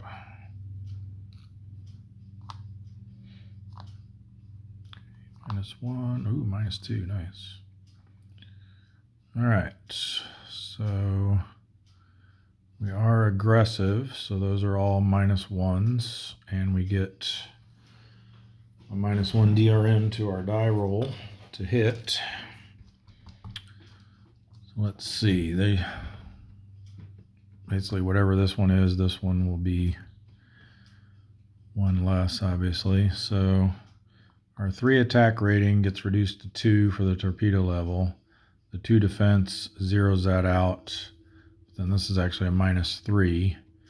So we need a 3 or less to hit the 1,000-tonner, which means we need a 2 or less to hit the 5,000-tonner. I think I'm just going to go for the better shot here. Now that's 3. 3 is our 2 hit number, so actually because of the die roll modifier for aggressive, we'll hit on a 4 or less. We're looking for a 4 or less.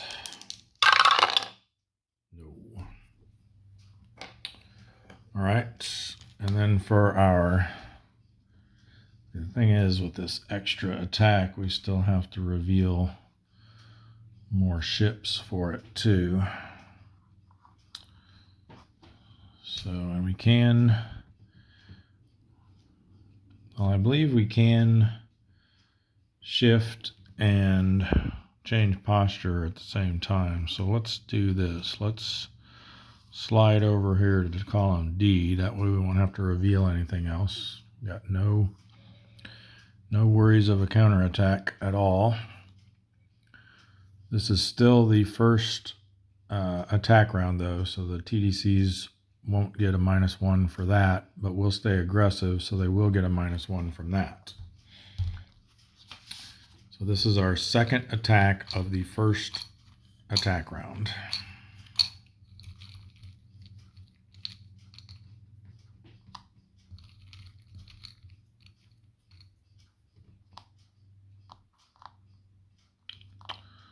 Like that. That one's good though. All right, so it's the same as we had last time, but now we're a column over. So I think our 2 hit's going to be a 2, it looks like. Yeah, 2. 2 for our attack, -2 for the defense. This is a -3, which would add 3 back, but then we lose 1 for going over a column. So 2 or less this time, but with our die roll modifier, a 3 or less.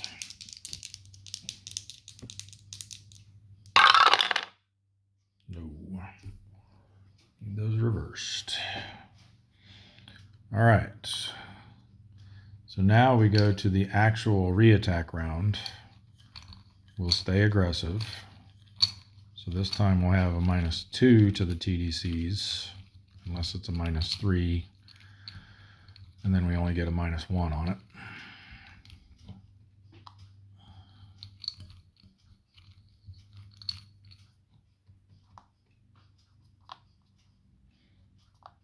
Oh, we got our old -2 back again. So this time it's actually a -4. So our 2 attack minus his 2 defense. We go up to 4 from the TDC, but then down 1 for the column over. So our 2 hit number is 3 with our aggressive DRM. We need a 4 or less. So come on, it's a 50-50 chance. We ought to be able to get this, right? There we go. I don't think that 3 is going to be good enough, though. Where did our chart go? Here it is. That 3 is going to get knocked down to a 2, which means we only damaged him. That's unfortunate. So yeah. We missed a golden opportunity there. Just out of curiosity. Oh, we would have been fine flipping those over. It's okay. Doesn't look like it would have made a difference anyway based on our rolls. So we'll do his endurance check. He's a D rating and he went aggressive, so he's going to need a 1 or less to stay. Likely, no.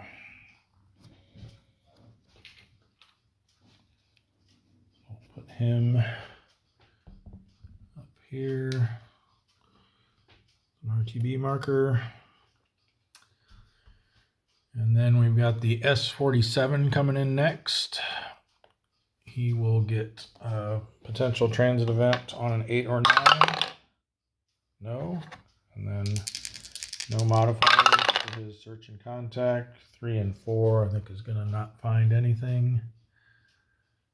Nope, just missed it. So then he'll get an endurance check. He is also a D rating, but now he gets a -1 modifier for not finding anything, so he can stay around on a 3 or less. And he got it. We've got one more coming in. The S42. 8 or 9 for transit event check, no. And then a straight roll and contact, 9-1. That's going to be a high density small convoy, which is what I like to see for these S boats. So that's going to be 433. Again, we don't get to increase the dot. Well, this certainly looks better. Let's see if it actually is. We're going to go ahead and try setting up here in column A. We will go aggressive posture. And I'm going to try this one. Nice. This one. Nice. And this one. Nice.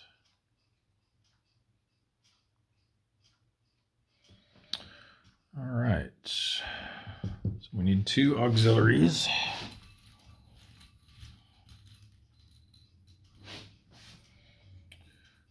We have the, that's a stores ship, the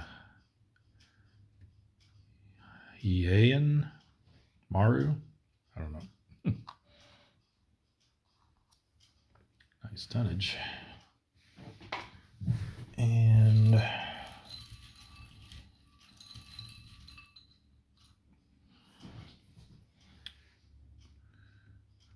the Kimikawa.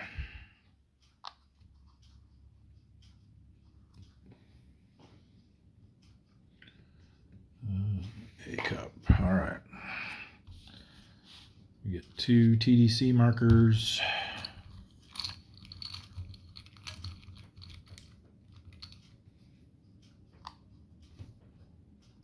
How to focus up there. There we go.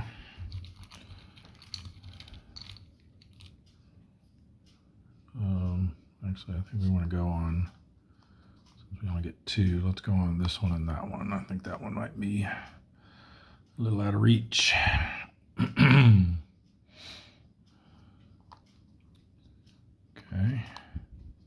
All right. Well, here's our boy. So that's actually a -2 because we're aggressive. So our 3 attack knocked down to 2, and then 1 for the defense takes us down to 1, but then we add in 2 from the TDC, so we need a 3 or less, and with the die roll modifier, a 4 or less. Wow. There is no counterattack.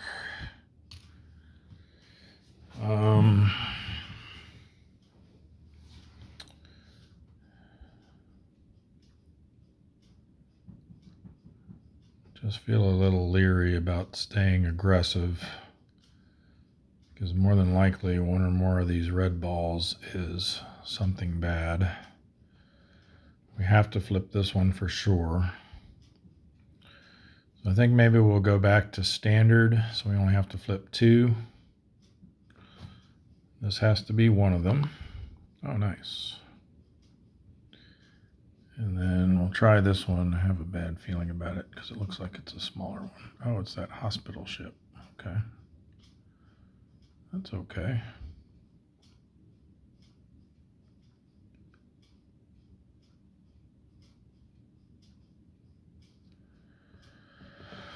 All right. Well, I think we try the same 2 again, because this one's, I mean, even though that one's 1,000 tons more, it's over a column. It's going to be tougher to hit. Same defense. Yeah, we'll just go after this merchant and this, the Kimikawa. We're standard now, so we lose our die roll modifier on attack, but we do still get a -1 because now it's the re-attack round. Okay, but that cannot be modified to -4 by re-attack. So I think even though it's only 1,000 tons, I think we go for the easier shot here. So our 3 attack gets knocked down to 2 for torpedoes, -1 for defense, but then +3 back. Gives us a 4 again with no modifier this time, so same roll, need a 4 or less. There it is. 3, is that going to be enough? I think it might. No, it's not. Dang. Come on. 3 gets knocked down to a 2. We only damaged it again. Ah, so frustrating.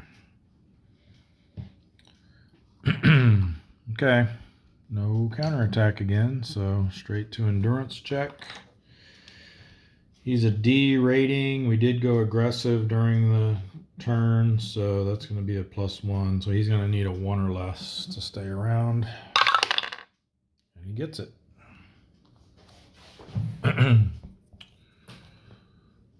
All right, so that's everything that we want to get into there, I think. If we do any more, we're going to be, what are we at now? 1, 2, well, maybe not. Since we lost a sub, we might be able to get another one in here.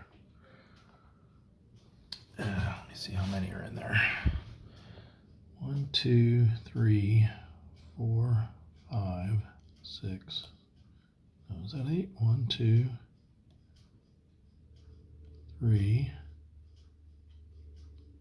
4, 5, 6, 7. Yeah, we're only 7 in there. We'd originally planned on having 8 in there, but we lost one. So we could send one of these guys in. I think we'll do the Snook. So we're still only at a +1 on our congregating risks because now we're at 8. So yeah, 8 or 9 for transit event check. No. And then even roll for search and contract. 1 and 2. He's came up empty. So he's an A rating, didn't find contacts, so he needs a 6 or less to stay. You got it.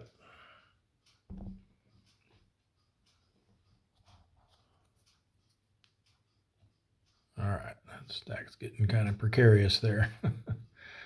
All right, let's move down to the Marianas then. We'll have the plunger just stay there and do search and contacts. No modifier. 6 and a 3. That's going to be something. That will be a sparse small convoy. We're not in ultra area anymore, so it's just the straight numbers 2 and 1. Well, it's just going to end up being 2. So obviously we'll set up here in column A. This one is Sea Mist. Got a 3 tactical rating. Yeah, let's just go aggressive. We're gonna have to flip them both over no matter what posture we choose. So this is a destroyer and a destroyer. Okay.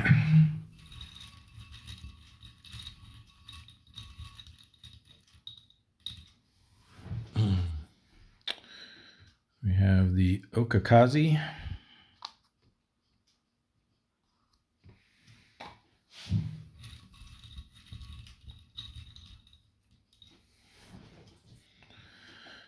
And, oh nice, they're both halves. The Hakazi.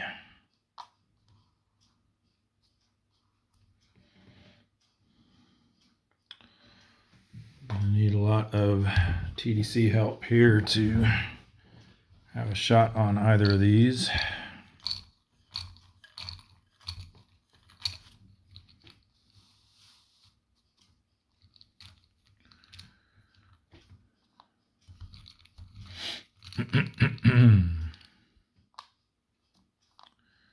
Zero, probably not good enough, and definitely not +2.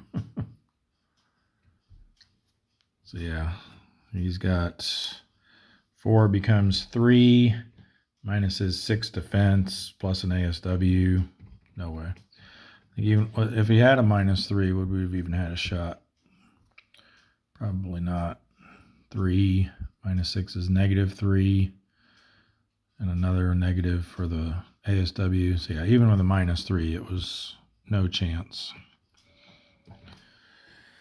All right, well, the good news is, since we didn't have a valid shot in the initial attack round, they do not counterattack. We just slip away. For his endurance roll, we are withdrawing, by the way. He did go aggressive. He's a C rating, so he's going to need a 2 or less. Nope. So he will RTB.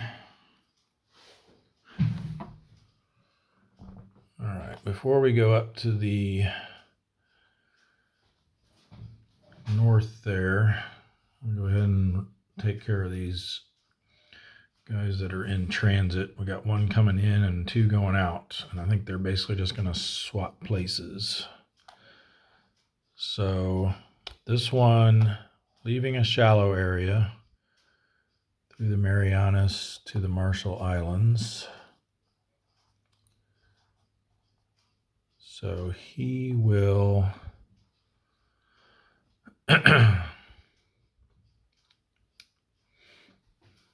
did we want to try to get him back? I think maybe we wanted to try to get him back to the Sperry. Yeah, that's right. So we were just going to stop here. And then next turn, after we do something about all that, we can have him slide up to the North Pacific. So he's going to have a transit event check because even though there's only 1 red box and he's on transit side, he does get a +1 modifier for shallow. Oops, out of frame there. +1 modifier for shallow. Speaking of which, I just found out on Board Game Geek today, because someone else asked this question. For these cases down here, the Bandasee and the Java Sea, where you've got both shallow and narrow, those +1 modifiers to your transit event check are cumulative. So this actually imposes a +2 modifier to your transit event. I was under the impression that it was an either or, like if you had either or both, it was still a +1 modifier. And I got that from the way this is wording here: shallow/narrow waters, add 1 to both die rolls. But Brian Miller confirmed today that no, it is indeed, in fact, +1 for shallow and +1 for narrow. It's slightly clear in the rule book, I think, but still not as clear as it could be, I don't think. But if you look here on the op area restrictions, it mentions, you know, what effect narrow has, what effect shallow has, and then it says both as above and +1 to transit event die rolls. So the intention was, which I'm not sure why they did it this way, because it didn't really save any space. They could have just said narrow +1 to contact rolls, +1 to transit event die rolls, and then shallow, no crash dive, and -1, blah, blah, blah, blah, and +1 to transit event die rolls. So I think that could have been a little bit clearer there as well.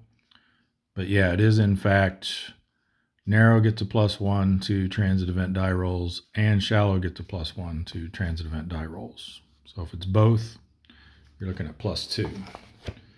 So I've been playing that incorrectly here all through the previous campaign, which was all over here, so that really affected that quite a bit. And through the first, almost month and a half of this campaign. So but we'll get it right from here on out, and I will make a note on those previous videos so that anyone watching doesn't learn incorrectly from me. That's part of what I'm hoping to accomplish with these, is to help show people how the game works so they can learn it more than just reading through the rule book and trying to figure it out on their own.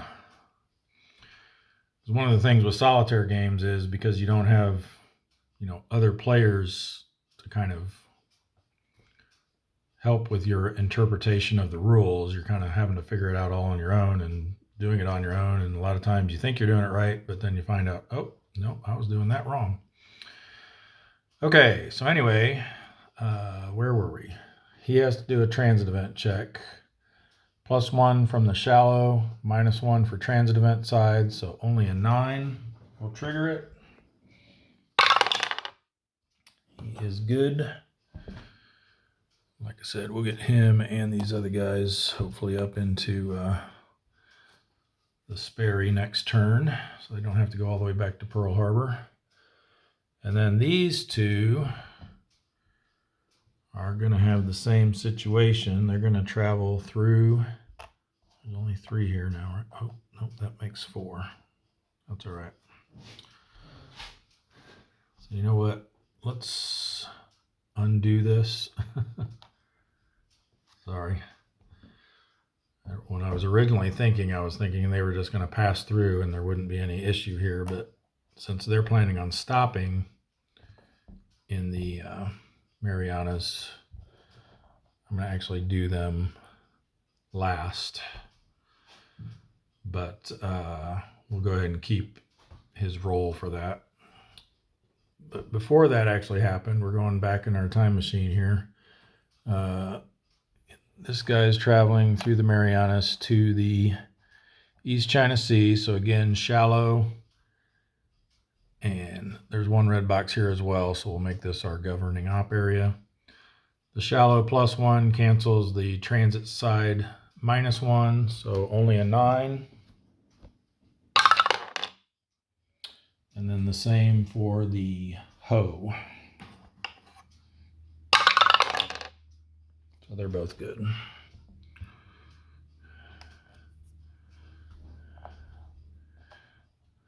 And now, traveling back forward in time, this guy did his transit event check already and is now there. So that way we just avoided, oh, and these guys are going to patrol here next turn. That way we just avoid a little bit of congregating risk there. Okay, I think that just leaves our ones up here, besides what we have in port.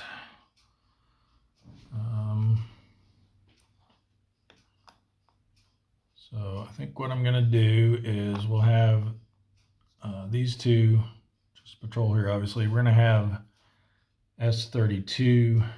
We won't have him come over till last because he's going to... No, that's only 4, right? Yeah, no congregating risk there. What am I thinking? So yeah, we'll go ahead and have him come over first. So he has to do a transit event check, but only a 9 will be an issue. Okay, and then his search and contact, no modifiers up there. 8 and 7. That's going to be a moderate density. And 7, I believe, is a large convoy. Yes. A moderate density, large convoy. 2311. Okay, this looks pretty good. Let's see if it actually is. We'll set up here in column B. We'll go aggressive for the first round. So we'll get to flip all 3 of these over. Combat event. Oh, 9 again. That's our combat. Excellent. We need to look that one up. We just had it. It's from B Cup, and then this will be our 3rd. Ooh, fooled us there. But he won't get to counterattack us in the first round anyway. We'll get 2 shots at that. Okay, at least it's still a 1. This is the Sagiri. We'll get 2 shots at that merchant without having to worry about a counterattack. He's from cut B. All right, let's get our TDC markers. We only get 2. So I should say either 2 cracks at this or maybe this one, depending on what we get here.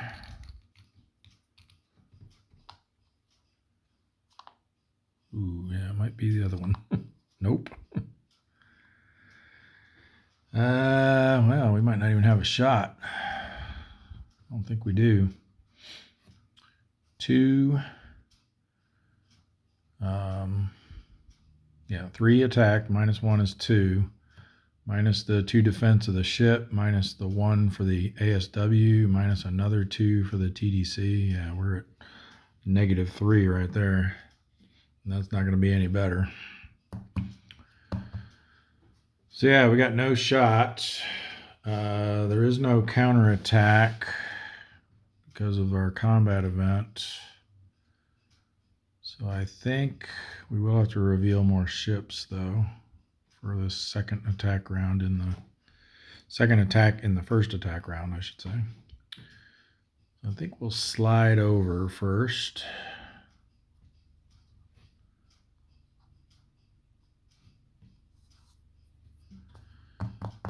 Get rid of these. We went aggressive initially, I think. Oh, you know what? Yeah, let's go for it. Let's stay aggressive. We're not going to have to worry about a counterattack. If things go really south here, we just drive away. Okay, not too bad.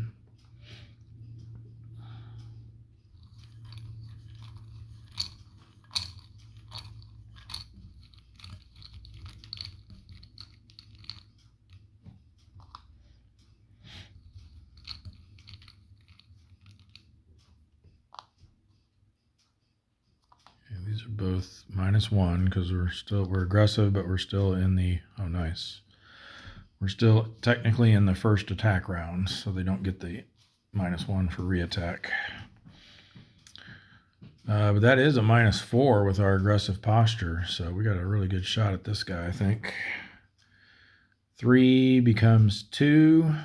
We're up to 2 ASW now, 1.5 rounded up. So that's going to take us down to 0. The ship's defense will take us to -1, but then we get to add 4 back.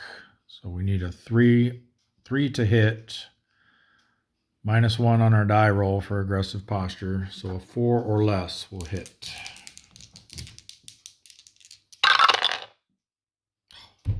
So close. So close.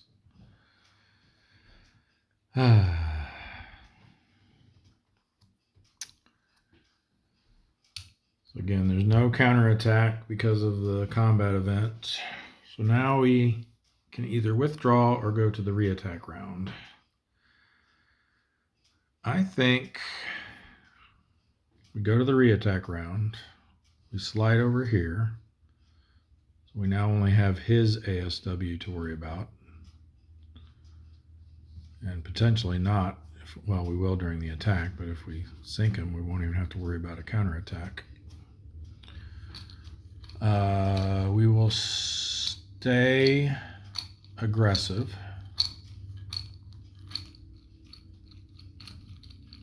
So this time the TDCs will be -2.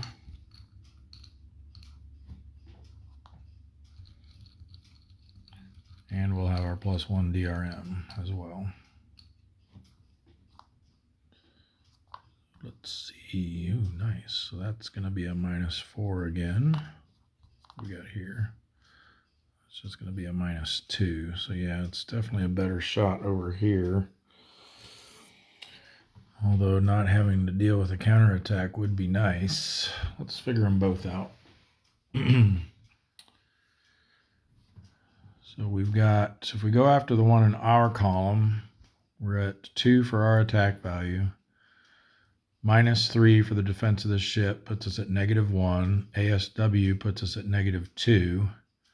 But then this is a -3 TDC. So the 2 hit on that is a 1. And with our modifier, we'd hit on a 2 or less. If we go after the other one, we're looking at 2, -1 for the ship defense, -1 for the ASW, -1 for the going over a column. Puts us at -1, but then that's a -4 TDC, which brings us back up to 3 for our 2 hit number. And we would actually hit on a 4 or less. but then have to suffer a counterattack. I think we'll still go for this one. 4 or less.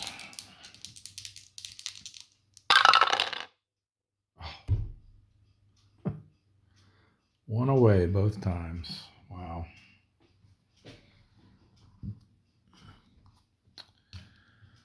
Our counterattack. We've got his half rounds up to 1. We've got 1 red box in the op area and 3 for the war period. So he's at 5 minus our 2 defense. However, we're at shallow, so we only get to subtract 1. But either way, he's still on the 3 to 4 row. +1 for reattack and +1 for aggressive. So he gets a +2 on the 3 to 4 row. Nice and low. There we go. That's not going to be anything. A 4. Nope. All right. For his endurance check, he's a D rating, and we went aggressive, so he can only pass on a 1 or less. Nope. Just missed that by 1 as well. That's his theme for this week, apparently. So he will go to the done section with an RTB marker. The S34 is already there, so no transit event. He just gets a regular search and contact roll. 9 and 2. So that's going to be high density and small convoy. It's probably the best thing he could get for him. 3-2-2. All right, here's what he has to deal with. If we go column A, question is attack posture. I think we definitely want to go at least standard. Flip these 2 over. Just worry that that could be something bad over there. Yeah, I think we'll just go standard. We'll just flip these 2 over. Okay, good.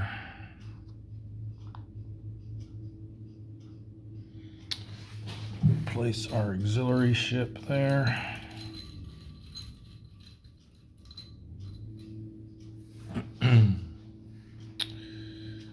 With the Katsuragi Maru.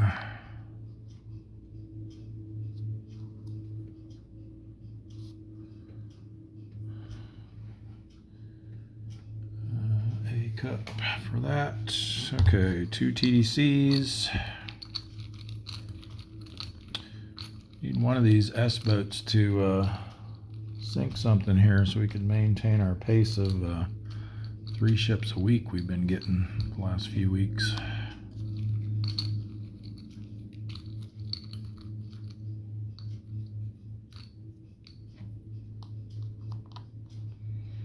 And it doesn't look good. That's so-so.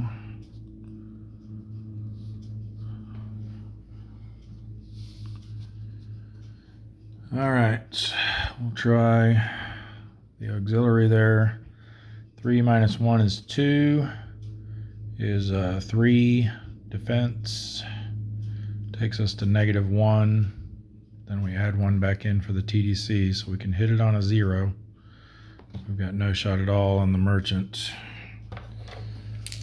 So here we go.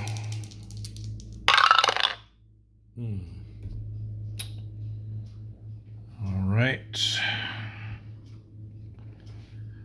I think for reattack, we switch to cautious. So we only have to flip one of these over.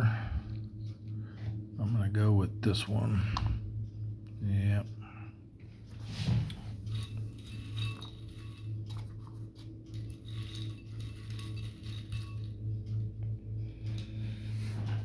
It is, ooh, it's a bad one. The Arashi.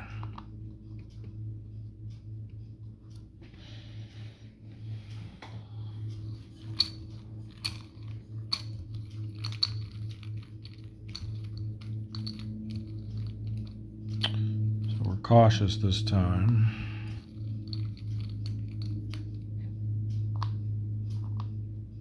Okay, that's good. So that doesn't get reduced for the reattack round, so it's just going to be a -3. We'll choose this as our unmodified one. We've got 2 for our attack after the torpedo modification. His 2 defense zeroes that out. We add 3 back in for the TDC, but then we lose another 2 from the ASW. So we need a 1 or less.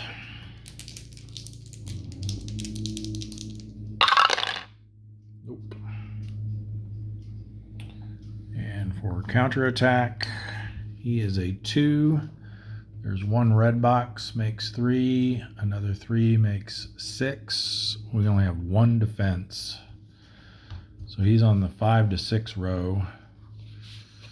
We did not go aggressive, but it is the reattack round. Actually, we're cautious this time, right? Yeah, so those reattack and cautious cancel out. So it's just a straight roll on the 5 to 6 row. 4 should be all right. Yeah, we're spotted.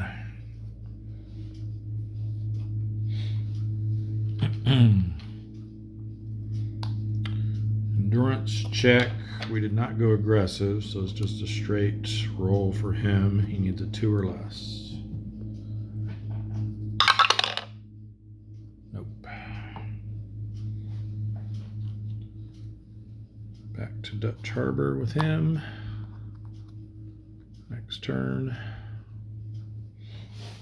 And that just leaves the S-35. Switch and contact. 7 and 0 is going to be a low density small convoy, obviously. Low density small convoy is 221. Okay.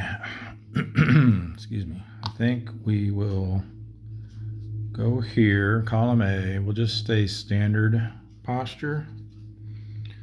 Just flip over the 2 in our column. AP and merchant. Okay. Place the AP with ooh, a big one. The Notoro.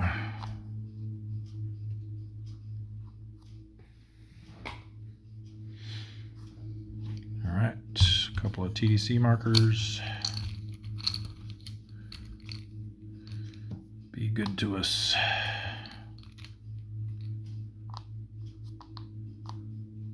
Not that good, not good either. So it looks like the only one we have a shot at is this one, and we're going to need a 0. 3 becomes 2, minus the 1 for the defense, minus the 1 for the TC. So only on a 0.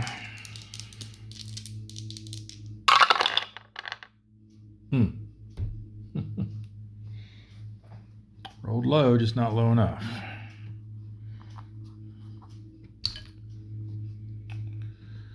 There's no counterattack. For reattack,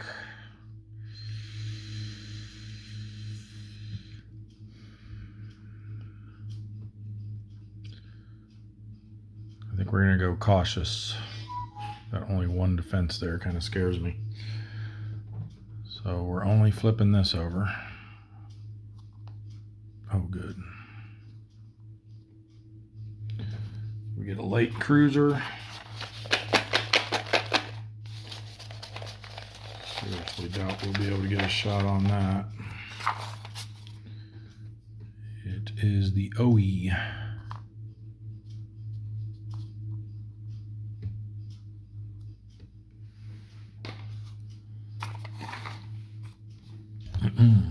Whoops. Yeah, I don't even think we're gonna put a TDC on him. We'll just stick with the 2 in our column. we do get -1 for reattack on each of these. So that's a 0. That's a +1. Boo. Boo, boo, boo. I think it's the same deal. We have a shot here, but we need a 0. Because that's a 1, 1. Zeroes out his 2 attack. Nope. No reattack, or no counterattack, I mean. So that's going to do it for him. He did not go aggressive at all, so he is a D rating, 2 or less. We'll let him stay. Oh, almost rolled to that 2 side. We get RTBs to Dutch Harbor next turn. They're part of the Aleutians campaign that have to stay up there. Alright, speaking of which, we need to figure out now who all that is, because some of these that are coming out of Dutch Harbor, I think I can divert elsewhere now, since we kind of reallocated who's going to be there. So we have the 35, the 34, the 32, and the 41. 35, the 34. Actually, the 32 wasn't one we were going to leave there. Interesting. So we'll actually move him elsewhere next turn. So 34. Did I say 34 and 33? No, 35. 34 and 41. Those were all ones that were going to stay up there. The other ones were the 40, the 33, the 30, the 23, and the 28. So let's see who all's at Dutch Harbor right now. So 33 was one we were going to leave there. 40, what is that one?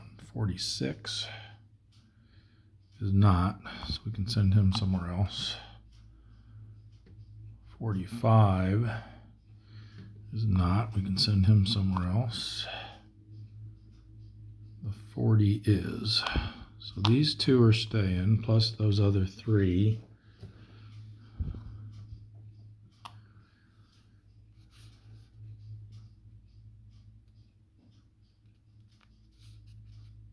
That leaves the 23, the 28, and the 30, which I think are the 23's in the repair box there, so we're good with that.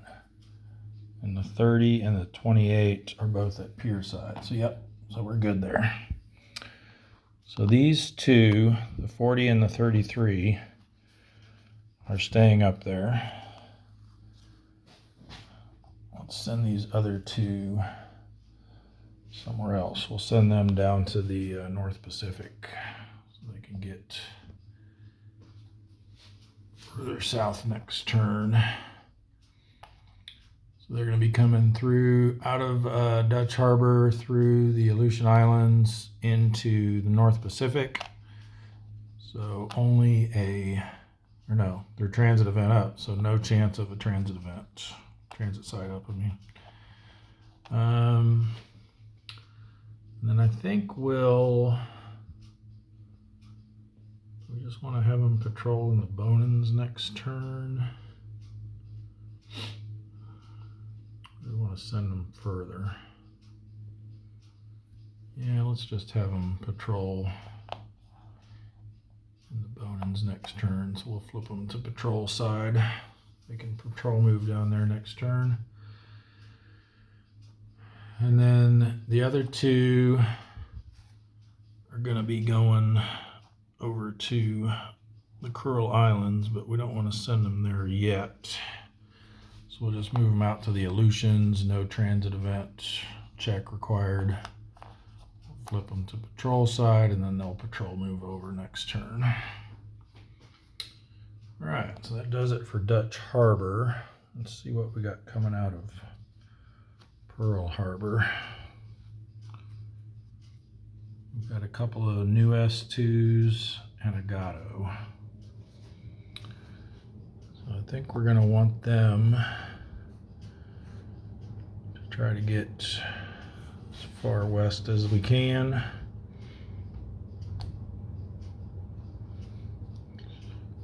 Let's push them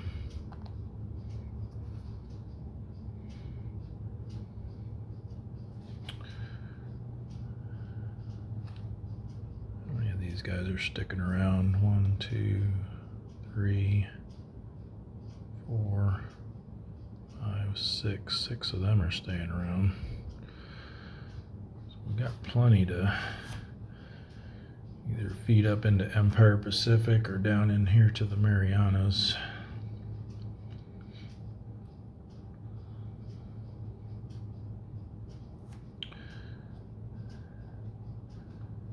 I think we'll have the Gatto, the runner, which is a Gatto class, just move to here and stay on transit side. We'll send him in further.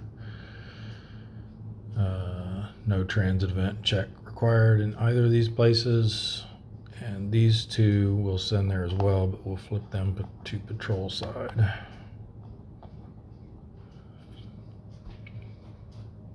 Oh, sorry, a lot of that was out of frame, I guess. We had them come out of Pearl Harbor here through the Hawaiian Islands to the Marshalls, and there's no red boxes in either of those areas, so we're good.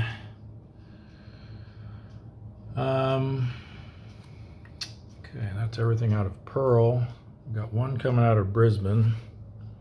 I think we'll just send him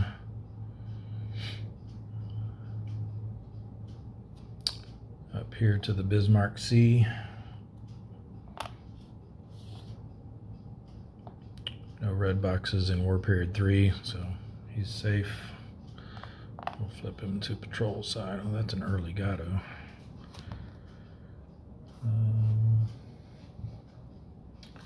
Guess I need to double check were any of those that got damaged here early Gattos. This one, I think, was it just this one? This guy should be on transit side because he got an RTB.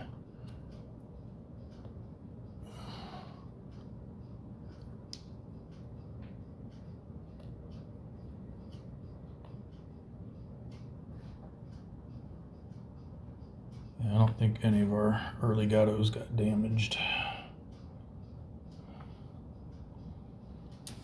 Okay.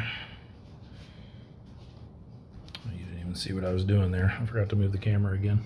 I was just checking this pile here, see if any early Gattos had gotten damaged. Didn't see any. Oh, we do have one over here, so we gotta trigger that. So we had an early Gatto here that got damaged. We forgot to, I think they get to voluntarily RTB, which means they can start moving this turn. Let me double check.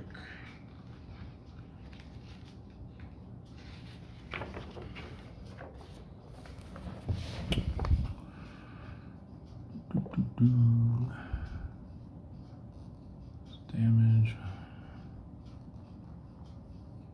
No, it's involuntarily. Okay, I think we did check that actually. So yeah, but he has to go back to Pearl, and then he will be going into the repair 2 box at least, no matter what he rolls for damage, to be refitted, retrofitted.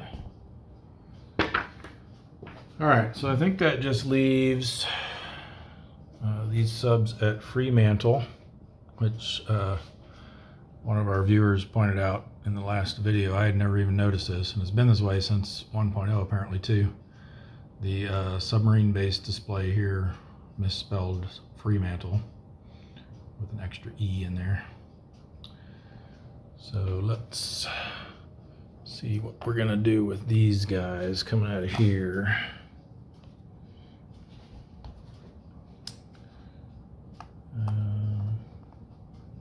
Give that a moment's thought and then I'll come back here.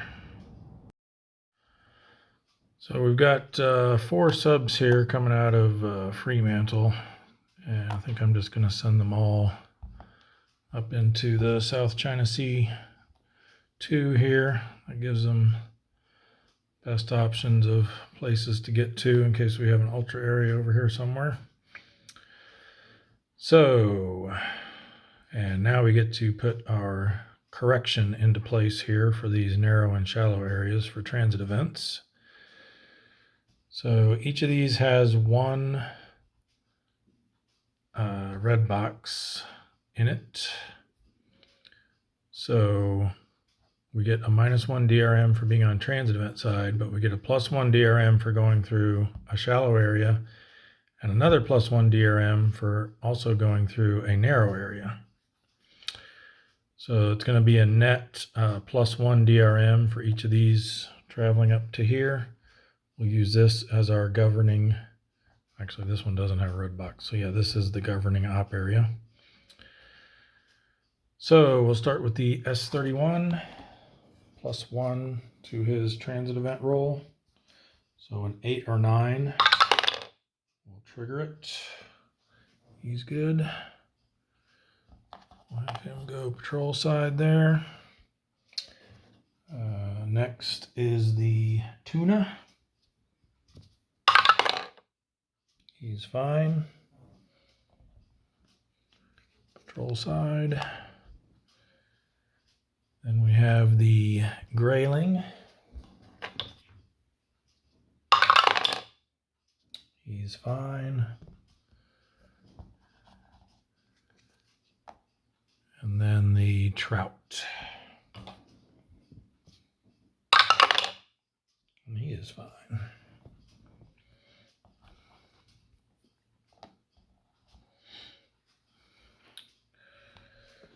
All right, so that is everything that's coming out this turn. We've done everything that was already on the board, so we move on to improve tropical storms and typhoons and check for weather damage, but we don't have any weather currently on the board, so we can skip that. Now we have to check for spotted marker removal. We've got one right here on the grayback, 6 or less. Yes. Let's see, no others in there. None in there. Oops, this guy's just damaged. It's RTB, he's spotted. So 6 or less. No. That's the grenadier, he has to keep his.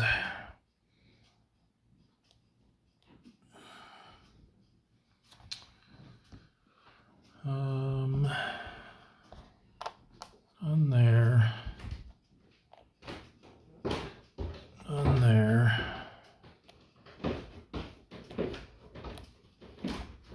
Oh, I saw one. There it is. 6 or less. Yes.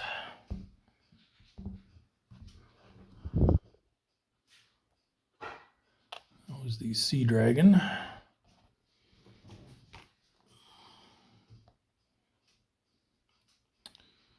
We've got the Gato.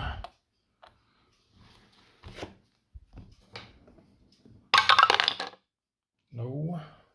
And that was it for that stack.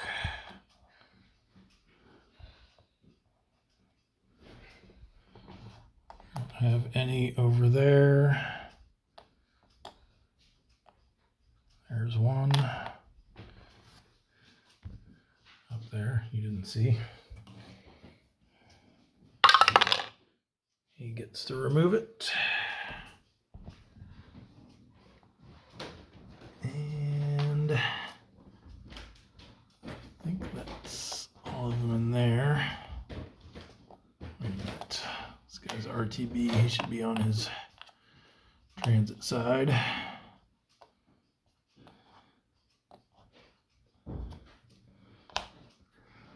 And